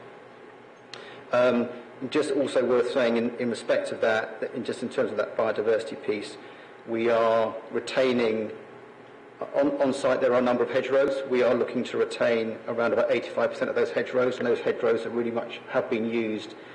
We've kind of seen them as opportunities, so they've been used as an opportunity to define the plots that come forward for delivery, which was shown in the illustrative master plan. So that shows that we are probably losing around about 15% of hedgerows from the site, but they will be re-provisioned in the offsetting process, and or they'll be re-provisioned in terms of highways implications. They'll be re-provisioned in the highways network as well. And then just the final point on that slide, which I think is worth saying, by the way, is that there is a future ambition in the local plan to look at increasing the biodiversity net gain, and the LDO does present an opportunity to enable that to happen, because the LDO is reviewed on a regular basis, which you wouldn't normally get through a normal planning application process. You have to put in a fresh application. And also that slide shows an indication of the improvements being made to Keynsham Memorial Park that was a consequence of the biodiversity net gain that was an output from the Pixash Lane Recycling Centre. Again, just an important point on the scheme in terms of air quality. That's clearly a really big issue for the Somer Valley. There's an air quality management area in the Somer Valley, and there's been an air quality action plan that's been delivered. It's worth saying that progressively changes to vehicle fleets are producing a positive change in air quality in general. I think it's probably worth saying, and it's fair to say. Council corporate strategy sets a commitment to lead the UK in climate action, including by continually improving air quality. And the Council therefore aspires to a local limit of 36 micrograms per metre cubed of NO2 to ensure momentum and air quality is maintained. And the forecast for spheres show that this threshold for spheres actually will be met at less than 36 micrograms per metre cubed, and also particulate concentrations are anticipated to be negligible in the forecast that's taken place. Then I just want to quickly close out on the consultation. So this was a very quick response to the statutory consultation in January of last year. We had 8 in support, 294 objections, 12 in comments. I won't dwell on that too much longer, because we then had a fresh statutory consultation, as we said already, in September and October of last year. There were 9 in support, 198 objections. These were, by the way, these figures are at the point when this presentation was submitted, so they may have adjusted in the past couple of days or so. 9 in support, 198 objections, and 2 comments.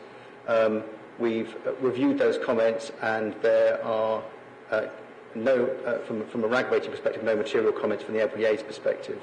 But there were some key themes that were included, and those were that around the challenge to the original site allocation, concerns around increase in traffic, environmental concerns around habitat loss, which I've just spoken to, development on greenfields, the BNG piece, which you're going to be spoken to, and also air quality and noise concerns.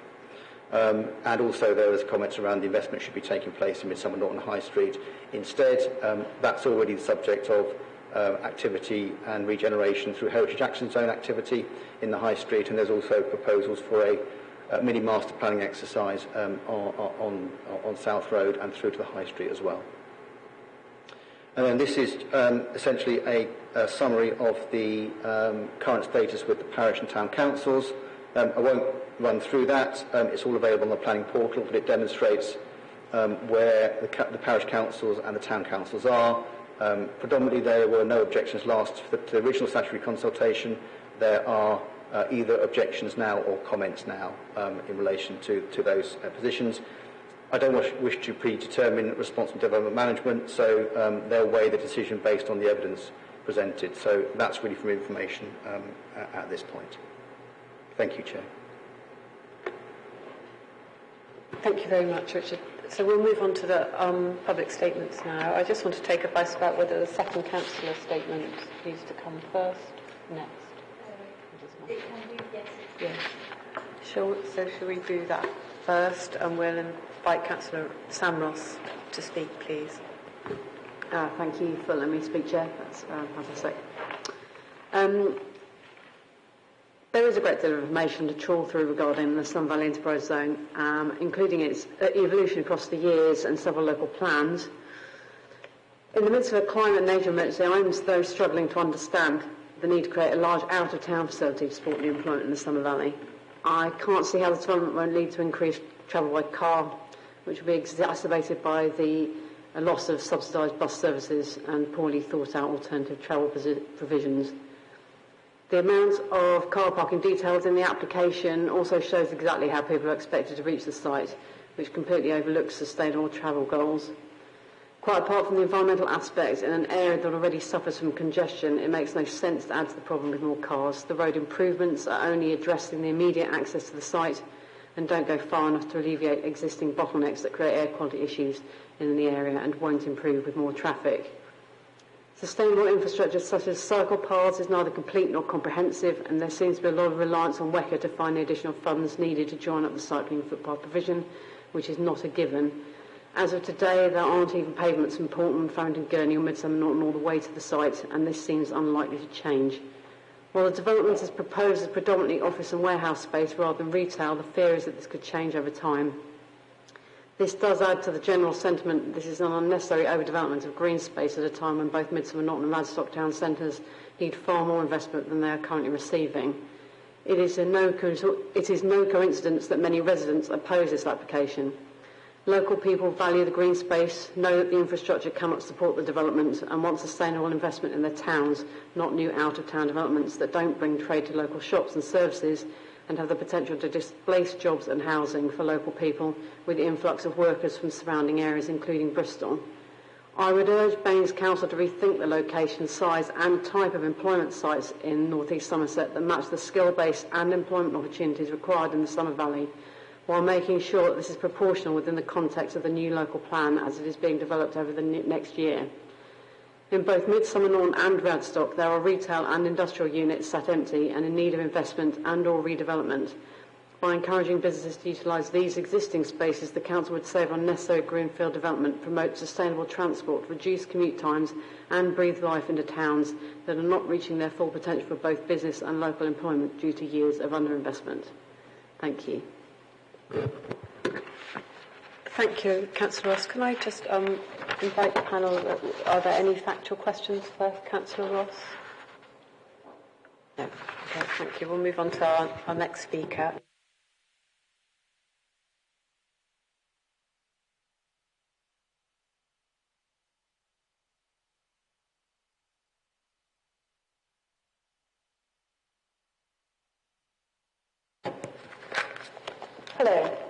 Hello, my name is Annie Harrod and I am an accountant working as a freelance finance director across all industries.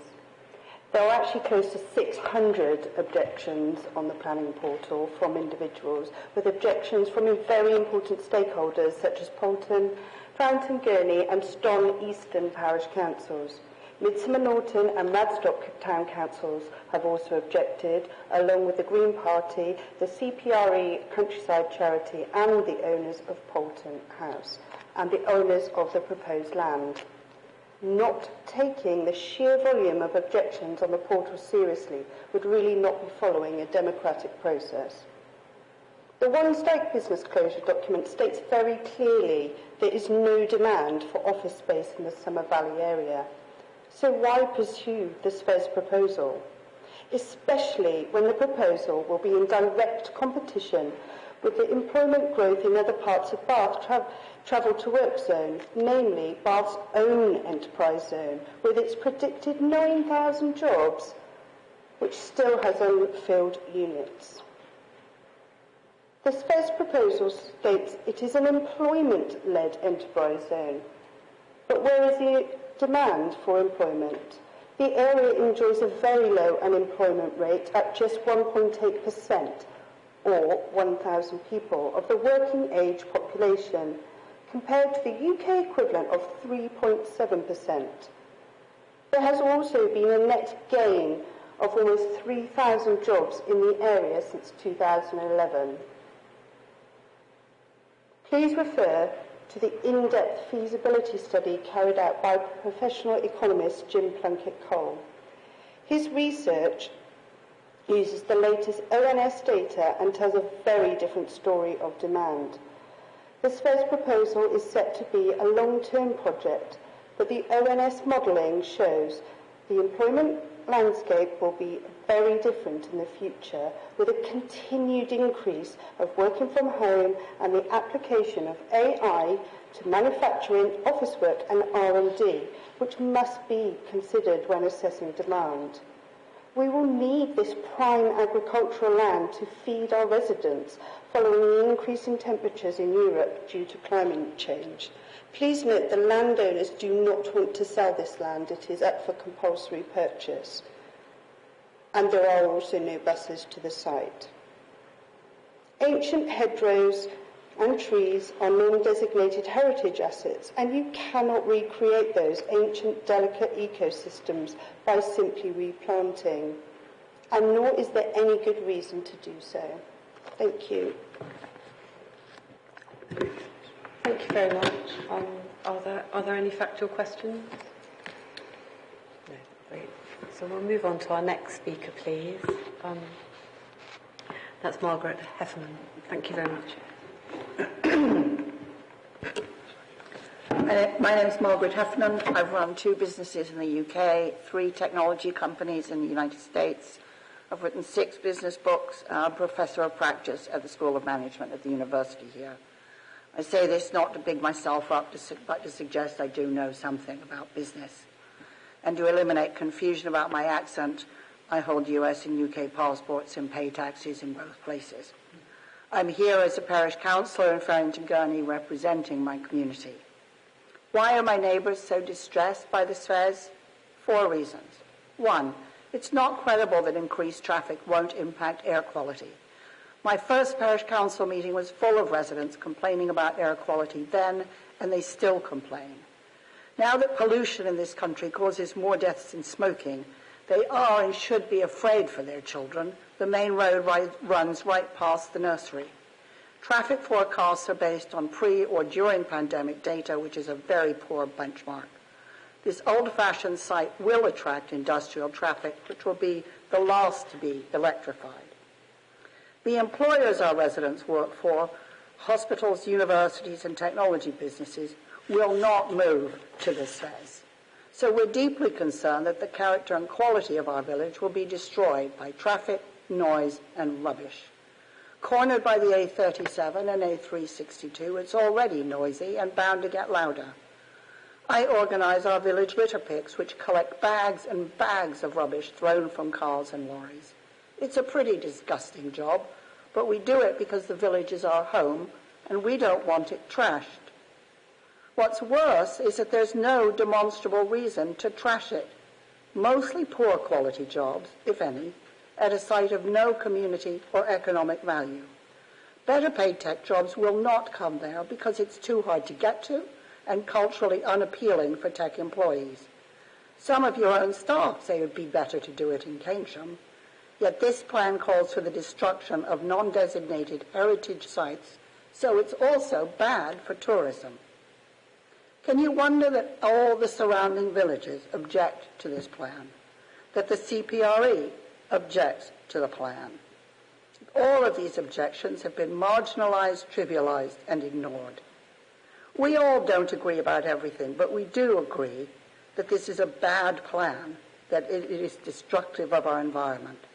We're pragmatic, but the destruction of our communities seems a very, very high price to pay for no realistic benefit.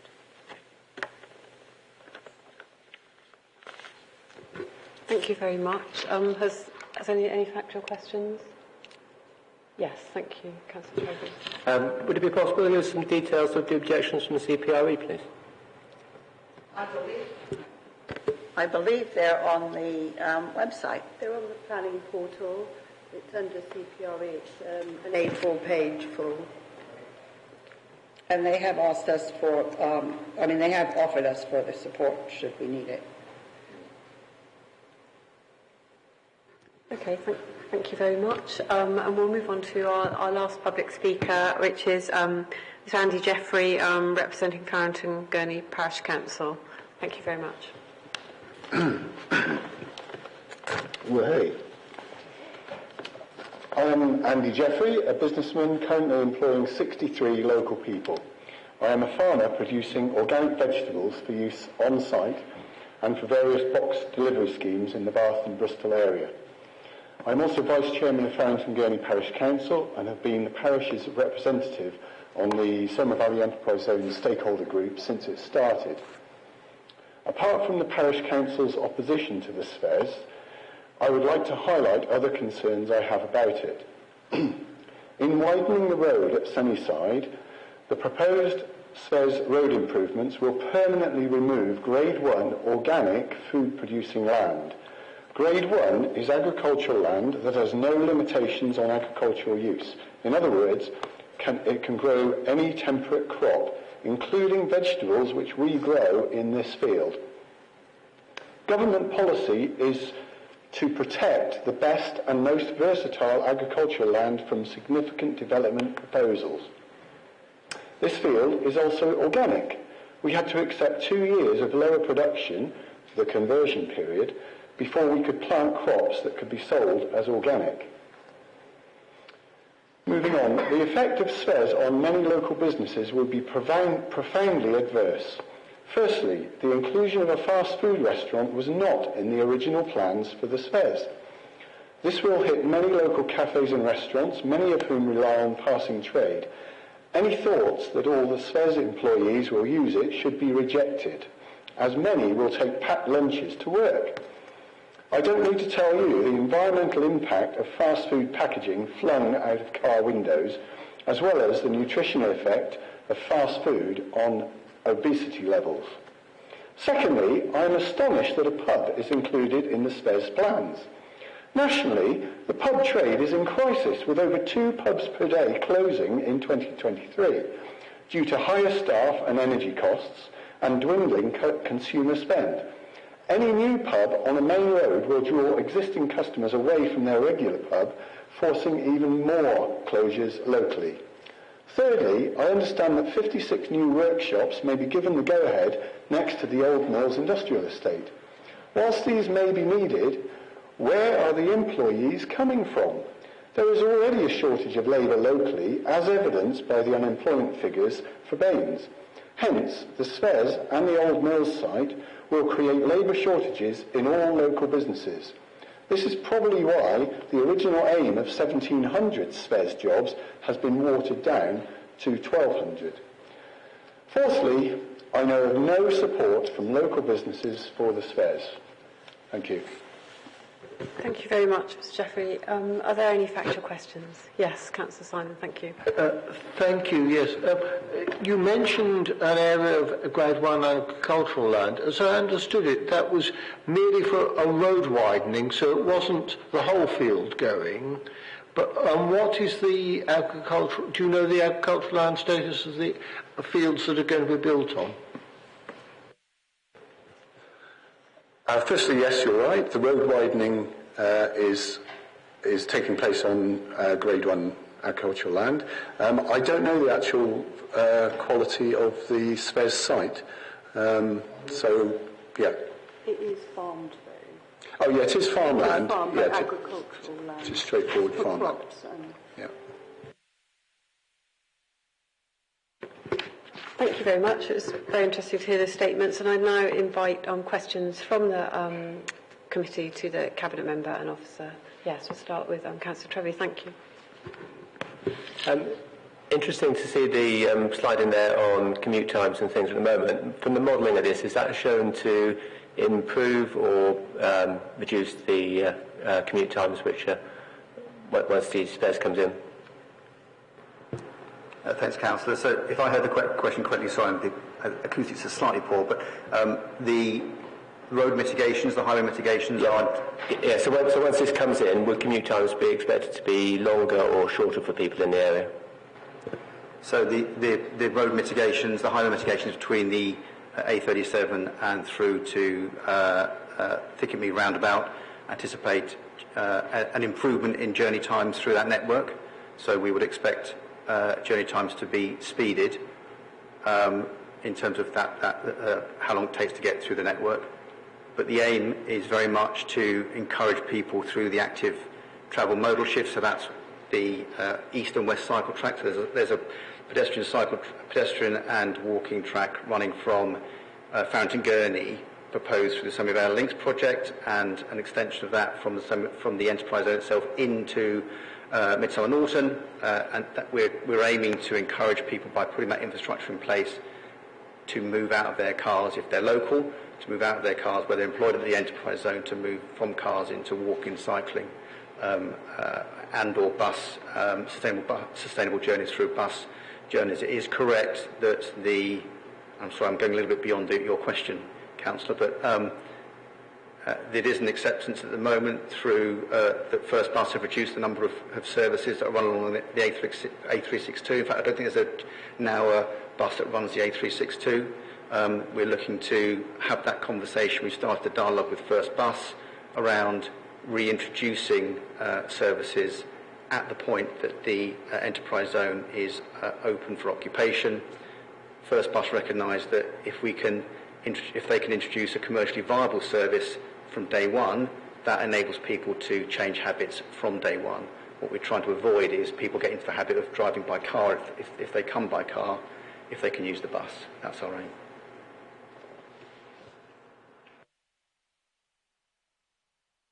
Thank you. Can I just be clear? I'm new to this panel, and so I'm not fully aware of the whole history of this local development order. But could you just explain regarding the uses, and obviously we're looking at the master plan here. The scheme is subject to design codes, so the council. Obviously it is a local planning authority, but if this spares is allowed, then whoever decides to come to the site has carte blanche within the parameters to build to whatever specification they want to in terms of the size, as long as there's obviously build within the limits. The council are still able to scrutinise this, aren't they? They're still able to take enforcement action if they don't comply with the codes that are set in place, and they are rigid codes, I'm assuming, that can be enforced. Yeah. Thanks, Councillor. Yes. So just to explain the Illustrative Master Plan first of all. So what you can see there, it's not quite easy to see on the screen because it's a little bit poor resolution, but the LDO itself, alongside design codes, set the parameters for how development can take place on site. Essentially, it is a planning permission. It is flexible in its nature. So, if you can see on the master plan, there are dotted lines around various plots, dashed blue lines around various plots. So this is an illustration of how development is anticipated to come forward on the enterprise zone. Anything within those dotted blue lines is could be subject to a different design, but the design codes very much set the parameters for how the quantum of development on each plot. So the design codes includes plot-specific parameters for development. That includes materials that can be used, heights of buildings, maximum quantum of buildings, and use type of buildings. There is flex within the uses, and that's the flexibility of an LDO. So and you can see that on the left-hand side of this slide, that there is, for example, if I pick the hotel plot, which is plot P2 in the bottom corner, it's not, again, poor colour, but it sits next to Wicks. That is shown as a hotel at the moment. But if it doesn't come forward for a hotel, so it will be subject to demand. If there is no demand for a hotel, there is the opportunity for that unit to come forward for industrial processes as well, similarly to other plots. So, for example, plots 5, which are over there on the left-hand side adjacent to Royal Oak Farm. If there is not demand for offices on site, then they can be research and development as well. So there is the opportunity to adjust the use types on site to meet future demand requirements. As I said, the LDO is in place for a period of 20 years. Each plot, as a plot comes forward for development, it's subject to a compliance application. So a developer, whoever develops this, and it could well be it's the council, if the council's ambition is pursued, the council wishes to be quite actively involved in the scheme. But compliance applications have to be made for each plot. If the compliance application doesn't meet the plot-specific requirements, then it won't be approved. So that's the enforcement mechanism that can be deployed.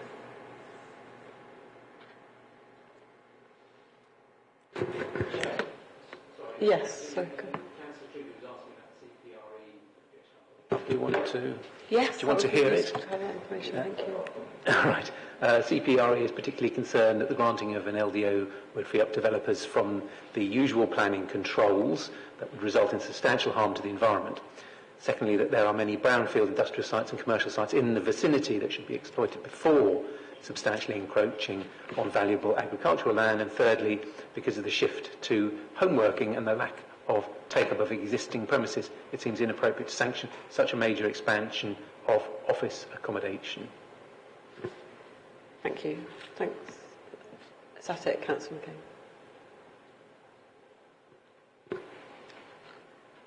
I think that's it. Yeah. Well, thank you. I'll take yes, that's it. Councillor Simon next, and thank you, and then Councillor Blackburn. Thank you. Thank you. Yes. The council is not at this stage taking compulsory purchase powers, is it? Or what's the status of the land to be? Will it just be for developers to buy it from the existing landowners, or will the council assemble the land? And if so, is it what sort of risks is it taking? And in terms of providing a phasing of these developments, is there an order in which it's thought that the plots would be developed in order to avoid sort of pepper potting? Thank you, Councillor. So at the moment the land is in private ownership. The council do not own the land for the enterprise zone itself. We have been in negotiations with landowners for some considerable period of time, Councillor, since 2019. We have made offers to landowners to acquire their land.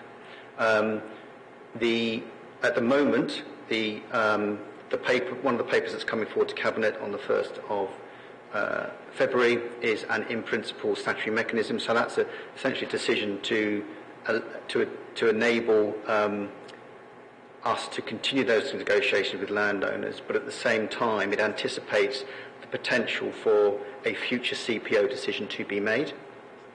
And it also allows us to implement the land referencing for the entirety of the red line of the site. So the red line of the site not only includes the enterprise zone itself, it also includes the highway network that's impacted by the various mitigations that we need to undertake. So it falls, and that may require side road orders and TROs and things of that nature to implement it. So once the land, it is the intention that the council will in due course acquire all of the land to enable delivery of the site. That obviously is subject to funding, and we've made an application to WECA to enable that funding to come forward for land acquisition. That does then mean that the risk in terms of delivery sits with the council to enable delivery going forward. But at the same time, we'll have the LDO mechanism, the planning mechanism, to enable development to take place, and also the road and highways infrastructure in place that secures delivery of the site going forward. Sorry, phasing, thank you. So, as I said, the LDO is in place for a period of 20 years. It is expected it will take probably 10 plus years before the scheme is completely delivered fully. We have started to consider the delivery mechanisms of the plots on site. There will be an element of phasing. But this is purely anticipation at this point. It's difficult to identify exactly which plots might come forward first of all, but ideally we would want to deliver an element of the industrial units at an early stage, because there is demand in the market for those, and that will create a critical mass that could well then lead to the food and beverage unit and potentially the pub unit and the hotel unit. They will all be subject to demand criteria, so if the demand isn't there, then there's the opportunity to change those units for alternative uses. So the food and beverage unit, plot 4, and the pub unit, plot 1, could change out for alternative uses if there is not demand for those uses. But it is seen that those ancillary uses on site are really important to drive the development of the wider scheme, because they provide ancillary support uses.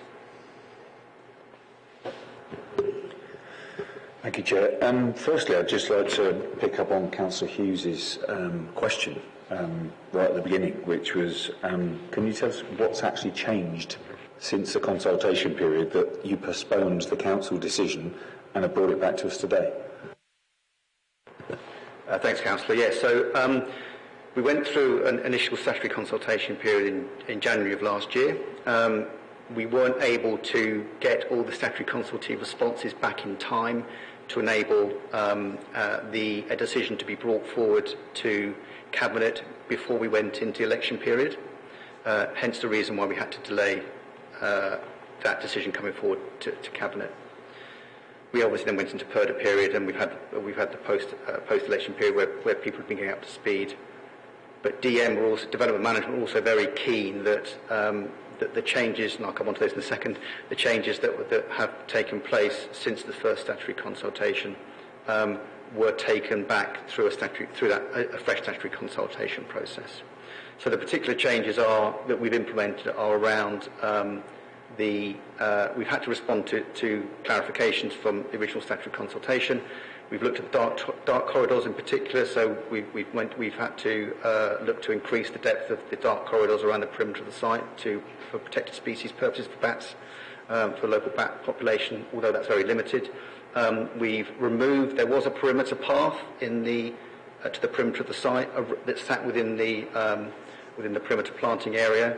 We have removed that. We've also increased the densification of the planting in that area, and the perimeter planting is now between 15 to 20 metres in depth, all to help improve the landscape, or to limit the impact of the scheme locally as much as possible. I think that is the main areas of change, Councillor. Yeah, I'm just still trying to understand why it's back here at scrutiny and what we're meant to be scrutinising particularly about it. Well, yes, it's good point. I think we are bringing, essentially, we were asked to bring an update, so that's what we have done. We're seeking again. We were in scrutiny, as I say, this time last year. There have been some adjustments. It's an opportunity for a new scrutiny panel to scrutinise the proposition and to make any comments that could be taken on board. Thank you. Can I? Yeah. One more question? Sorry. I've got two. Okay, yeah. Thanks. Yeah, I'm one of those new councillors on this one, but I've been around the block a little bit, and it feels a little bit like the Eastern Park and Ride moment for me. So getting up to speed with my ward, it doesn't impact them. So one thing I'm trying to understand here is what makes this site attractive for an employer. You know, I'm somebody who started a business 25 years ago up in Coventry at the University of Warwick Science Park, because it was the first ADSL-wide building that I needed for what I was going to do. Emerson Green, you know, the science park, it took 25 years to come to fruition, and in 2011 it went live. It's now part owned by University of Bath. So I'm trying to understand what this is offering that makes it attractive. Thanks, Councillor. So I think clearly the allocation has been in place for a long period of time, since 2007, for employment land. There is the reason for that the site is being promoted is to try to reduce the amount of out-commuting that is taking place in the Somer Valley. That's one of the reasons. We certainly see, in terms of, there is a real opportunity to work with the universities as an example. There's a strong We haven't started this piece of work yet, but we will do once. We're kind of at the starting blocks with the LDO in many ways, but we are looking to work to generate a green sector specialism, if we can do, in the Somer Valley. There is work that needs to be done to start that conversation with the universities and move that forward. There is existing specialisms in EV and hydrogen locally in the region. There's a supply chain potentially that needs to be delivered for that. So we want to work to try to look to how that might work for the Somer Valley as well. So those are essentially are the main reasons. Okay, thank you. I mean, I still don't see what makes that attractive for an employer to go and put their business there, but that's an aside. Well, there is a skilled workforce in the Somer Valley. One of the things we're looking to do also with the college locally is look to improve that skilled workforce and develop employment pathways through the construction and the occupation period as well. Okay, so ultimately for me, we've touched on it from a development point of view a little bit earlier, and it's that cart before the horse or whatever. What is our financial risk into this? Because risk factor is something that, from a scrutiny point of view, we've got to be sure about. So there is existing capital programme entry, provisional programme entry at WECA for about £15 million. We need to also acquire the land on top of that. And then we have cost price inflation. So at the moment, the business case is actually seeking around about just under £30 million worth of funding to bring the scheme forward in terms of the infrastructure works, land acquisition. In terms of the risk to the council at the moment, through the funding mechanism, we're looking to keep that to the absolute minimum. We expect we need to enter into a wider conversation with the WECA around drawing in more investment fund initially to help support that business case. But that's then recycled out as we can then use land receipts from the sale of plots and bring in the EDF funding, which I mentioned earlier on, to help close out some of the funding gap. So actually, in terms of the inflationary piece, it's looking like about £1.5 million worth of inflation overall. So relatively speaking, it's relatively modest. The WECA does have provision within its capital programme has an inflation provision within its capital programme, and we'll be looking to draw on that, at least in part, to close out that gap. That's superb. And I just reminding panel members actually that we can resolve to ask the Cabinet to consider certain things. So at the end of these, if people have thoughts of things they want to ask the Cabinet to consider, we can do that at the end. We can come up with some things to ask. So I think we've got Councillor Sini next, and then Councillor Trovey, and then Councillor Halsall again, and then Councillor Simon again. Thank you, Chair. Thank you, officers, for the presentation. This scheme obviously being proposed nearly 6-7 years ago, 2016, 2017. And then obviously we've seen the COVID, a lot has changed, and especially when it comes to the office culture and businesses like the models. So has any research been done since COVID, how this scheme going to impact in terms of its full utilization? So that's my first question. And the second one, obviously we got the local villages around, they got their own local supply chain, local businesses. So how this scheme not going to impact on the local existing businesses? So yeah.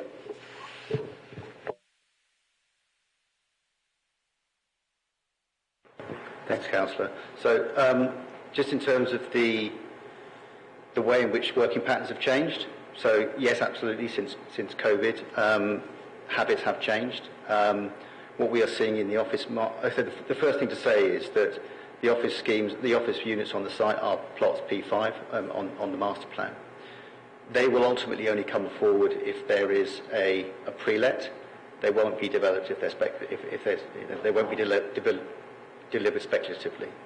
So if there's no demand, they won't come forward, and then they can flip into the alternative use, which could be research and development. That's the first thing to say. In terms of working habits and how those have changed over time, so since COVID, what we have seen is that there is definitely a move towards home working more. We're also seeing a move back to office working as well. So I think we still expect there to be a hybrid working practice. Quite often people come in for Tuesday, Wednesday, Thursday and work at home on Mondays and Fridays. What we are seeing, though, in terms of employee retention, is that there is a flight from occupiers to good quality space. So good quality space is really important. Tertiary space, secondary, tertiary space, in office terms, is not as attractive.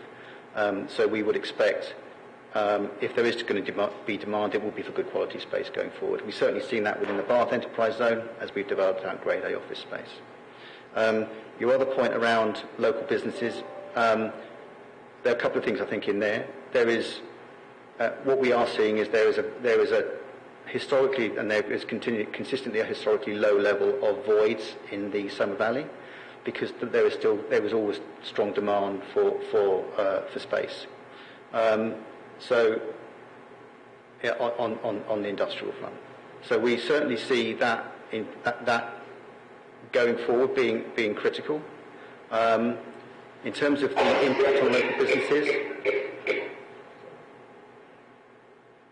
impact on local businesses, I suppose there are a couple of things in there. There is no reason, for example, why plot P4 couldn't be populated by a local business for a food and beverage operation. That will be subject to control of the site by the council. And we're absolutely making sure that none of the uses on site are contrary to the uses or conflict with the uses in Midsummer Norton High Street, which is already we know is struggling. So those are the real main areas that we're looking to pursue. Potential for existing occupiers to come into existing businesses to come into the scheme if they wish to. Potential for existing businesses to run operations out of the enterprise zone itself, and the opportunity and ensuring that it doesn't impact on Midsummer Norton High Street in particular, or the high streets in the Somer Valley.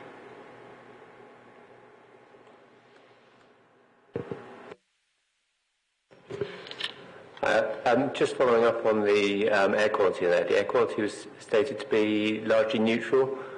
Was that with the active travel and the bus service included, or without them?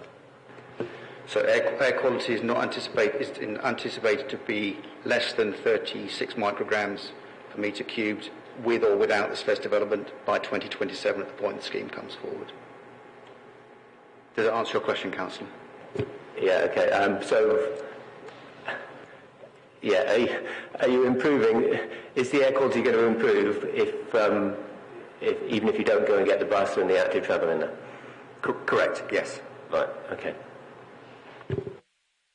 Thank you, Councillor Halsall, and then Councillor Simon.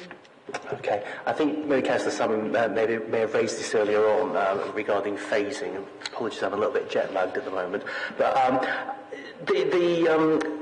if approved, the attractiveness of this site for potential investors is obviously they don't have to go through the rigmarole or the bureaucracy of submitting planning applications, as long as they're going to comply with the coding. So that's an attractive feature. The fact that this has been allocated, well, the LDO was granted 5 years ago, they're not entitled to business rate, so that's not going to business rate discount or not have to pay a business rate. So obviously that's not an attractive element to any potential investor anymore. Just regarding the ancillary users, are there guarantees in place to ensure that there will be a quantum of commercial development first before the other uses, hotel, restaurant, the P4 use come along? Because I'm just concerned we're not going to see other out-of-town hotels are available, but a Premier Inn just being built and an ancillary Brewers Fair, and then that's it, and then we don't see any other development happening. So are we going to ensure that we do see commercial, industrial use, business use implemented and active before we see any of the ancillary uses coming on board? Thanks, Councillor. So just a couple of things in there. So in terms of development, they're not subject to separate planning applications, they're separate to compliance applications. The LDO essentially is the planning permission. The compliance applications ensure that any plot-specific schemes are compliant with that, with the LDO and the design codes. We have already, just in terms of that quantum of development up front, we've had a number of conversations with landowners and potential occupiers for the enterprise zone already. At this point, we're not able to pursue those because we haven't got the scheme that's ready to go. But there is definitely, we have had a couple of conversations with potential occupiers for the scheme before we've even got the LDO delivered.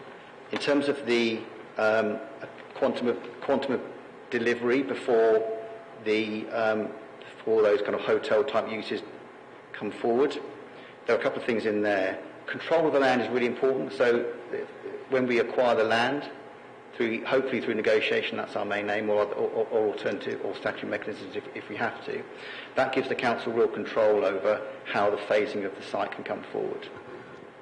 But there's also something in there around the reality is that a lot of those uses, so the hotel and the pub use, will rely upon occupation of the plots themselves. Market forces will require a kind of critical mass of development to take place before they really take up the space for those plots that are hotel or food and beverage specific. I think the other point is that in reality, in terms of a hotel operator, there's probably only room for one additional hotel operator in the Soma Valley. And that will have to be designed to a particular requirement for a particular operator. But they won't come if there isn't a quantum of space delivered on the enterprise zone itself.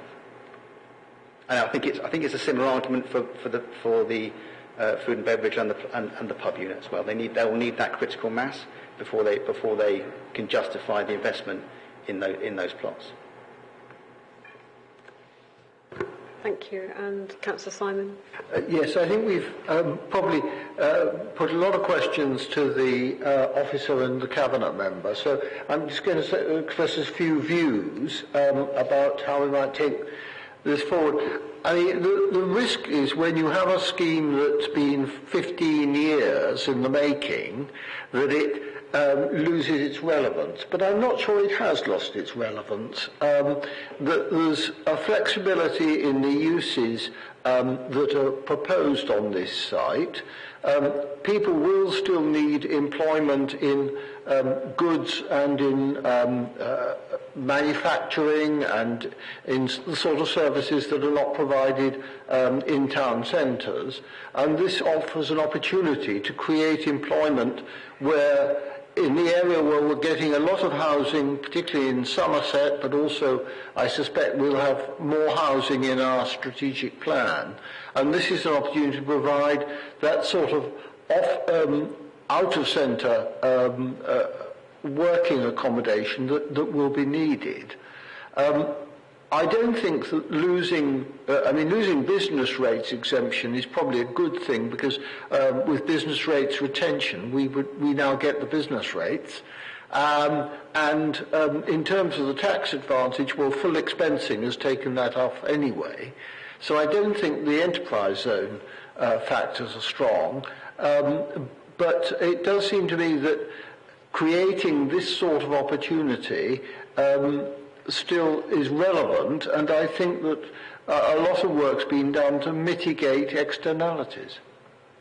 Okay, thank you for your thoughts, Councillor Simon. And I think we're slightly running over with time, so I think I just wondered. I had one quick question, and then we'll just think about whether we've got any resolution at the end. Again, the point's well made about bringing employment, and I just wondered, you've changed the employment aspirations of figures slightly, and I just wonder what the basis was for that. I think a number of the speakers mentioned that there might be a change, and I just wanted to pick up, I think you have said this, but the retail, the retail shouldn't conflict with local providers, and how long is it secured that we can only have there should only be one retail outlet on the site? I think you said the conditions were for 20 years, but I might have not heard that. Thanks, Councillor. So The employment numbers have changed. So the original, at the very original outset, before we went through the illustrative master plan process and the LDO process, the very original scheme inception, there was an assessment done of the potential for a quantum of space that could be delivered on site. I think even before it was an enterprise zone, and that quantum of space was then converted into an employment numbers. So that produced, I think the original quantum was over 500,000 square feet of development. We're not at that level now. That quantum of development produced a figure of 1,700 jobs, which it was correctly mentioned. That's the reason why that has reduced is now we've refined the master plan and we take account of current policy. The quantum of delivery has reduced, and you then apply employment numbers to that new quantum of delivery, and it produces circa 1,300 new jobs, which is what we've written into the original outline business case and has been reiterated in the new business case. Your point around retail, there is no, I have to reiterate this, there is no retail use on site. There's a food and beverage unit. There is a trade counter use on plot P3, which is that yellowish plot through the middle. There was originally in the scheme a retail terrace. We took that out in discussion with the key stakeholder group. It was clear that wasn't going to be something that was acceptable to retailers in the town centre of Midsummer Norton, so that was removed. So there is no retail on site, but that P4 food and beverage unit is essentially, as I said, the LDO has a 20-year life. If there is no interest in the food and beverage unit, we'd like there to be, because we think it's a really important ancillary use for the site, but if there is no interest for it, then it can flip into a small industrial unit instead.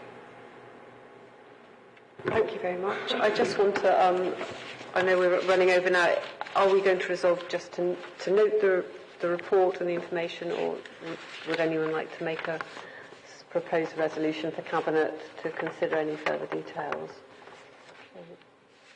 Yes, sorry, Councillor Trevi. Yeah, so no, I propose that if it's going to go ahead, that the business case with WECA has got a commitment there, that there is if the bus service isn't run privately, that it's a commitment from WECA to go and subsidise it to ensure that it's there from day one. Okay, so how should we ask that is something that's considered by Cabinet? That'll be my view. I don't know whether you would be. Okay, so did we get the wording for that for a resolution? Is that acceptable? No.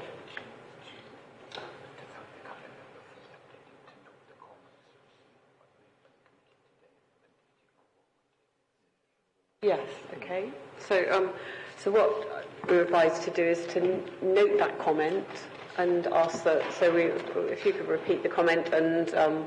We'll note that and ask the Cabinet member to take that on board in advance of coming to the decision, if you're happy with that. So my comment would be there that in the business case to WECA, that if there is not a commitment from a private bus service to be provided, that the WECA commit to ensure that there's a subsidised bus service there available for day one.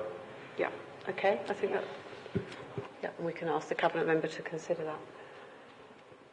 Do we have anything else? No. So I think we will. Sorry, Chair.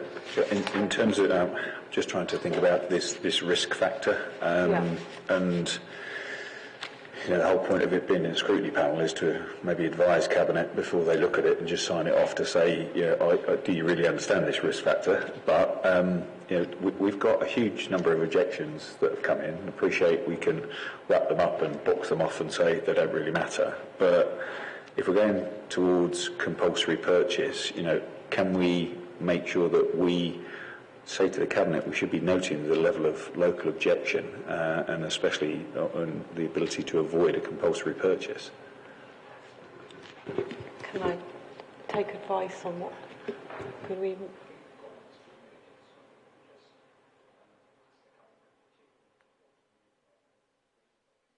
Okay. Thanks. Yeah. Lovely. So those comments have been noted, and we'll ask the Cabinet member to note them, and they're all minuted. Thank you very much. Would you like to take over to finish the meeting? Quite happy to, Chair. Yeah. I'll hand over to Councillor Moss to finish the meeting. Thank you. Thank you all.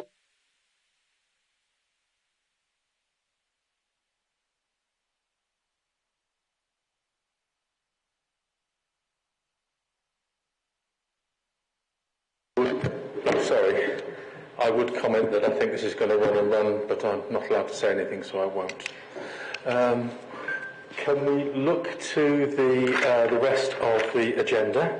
And now we're up to the minutes of the last meeting. So can we approve those as a correct record? Yes, that's agreed. Thank you very much. Then we move on to the Cabinet Member update. Sorry, it's a bit... If needed. If you have anything to add. I don't have anything further to add. Thank you very much. And then the panel work plan is there for observation and for comment. And I would say, as I've said at previous meetings, I'm sure that if any issues come up, bring it up with officers, myself and Lucy, to make sure we conclude it in future meetings and future scrutiny meetings. And if we're all happy with that, at 10 to 7, call the meeting closed and see you all next week. Cheers, thank you.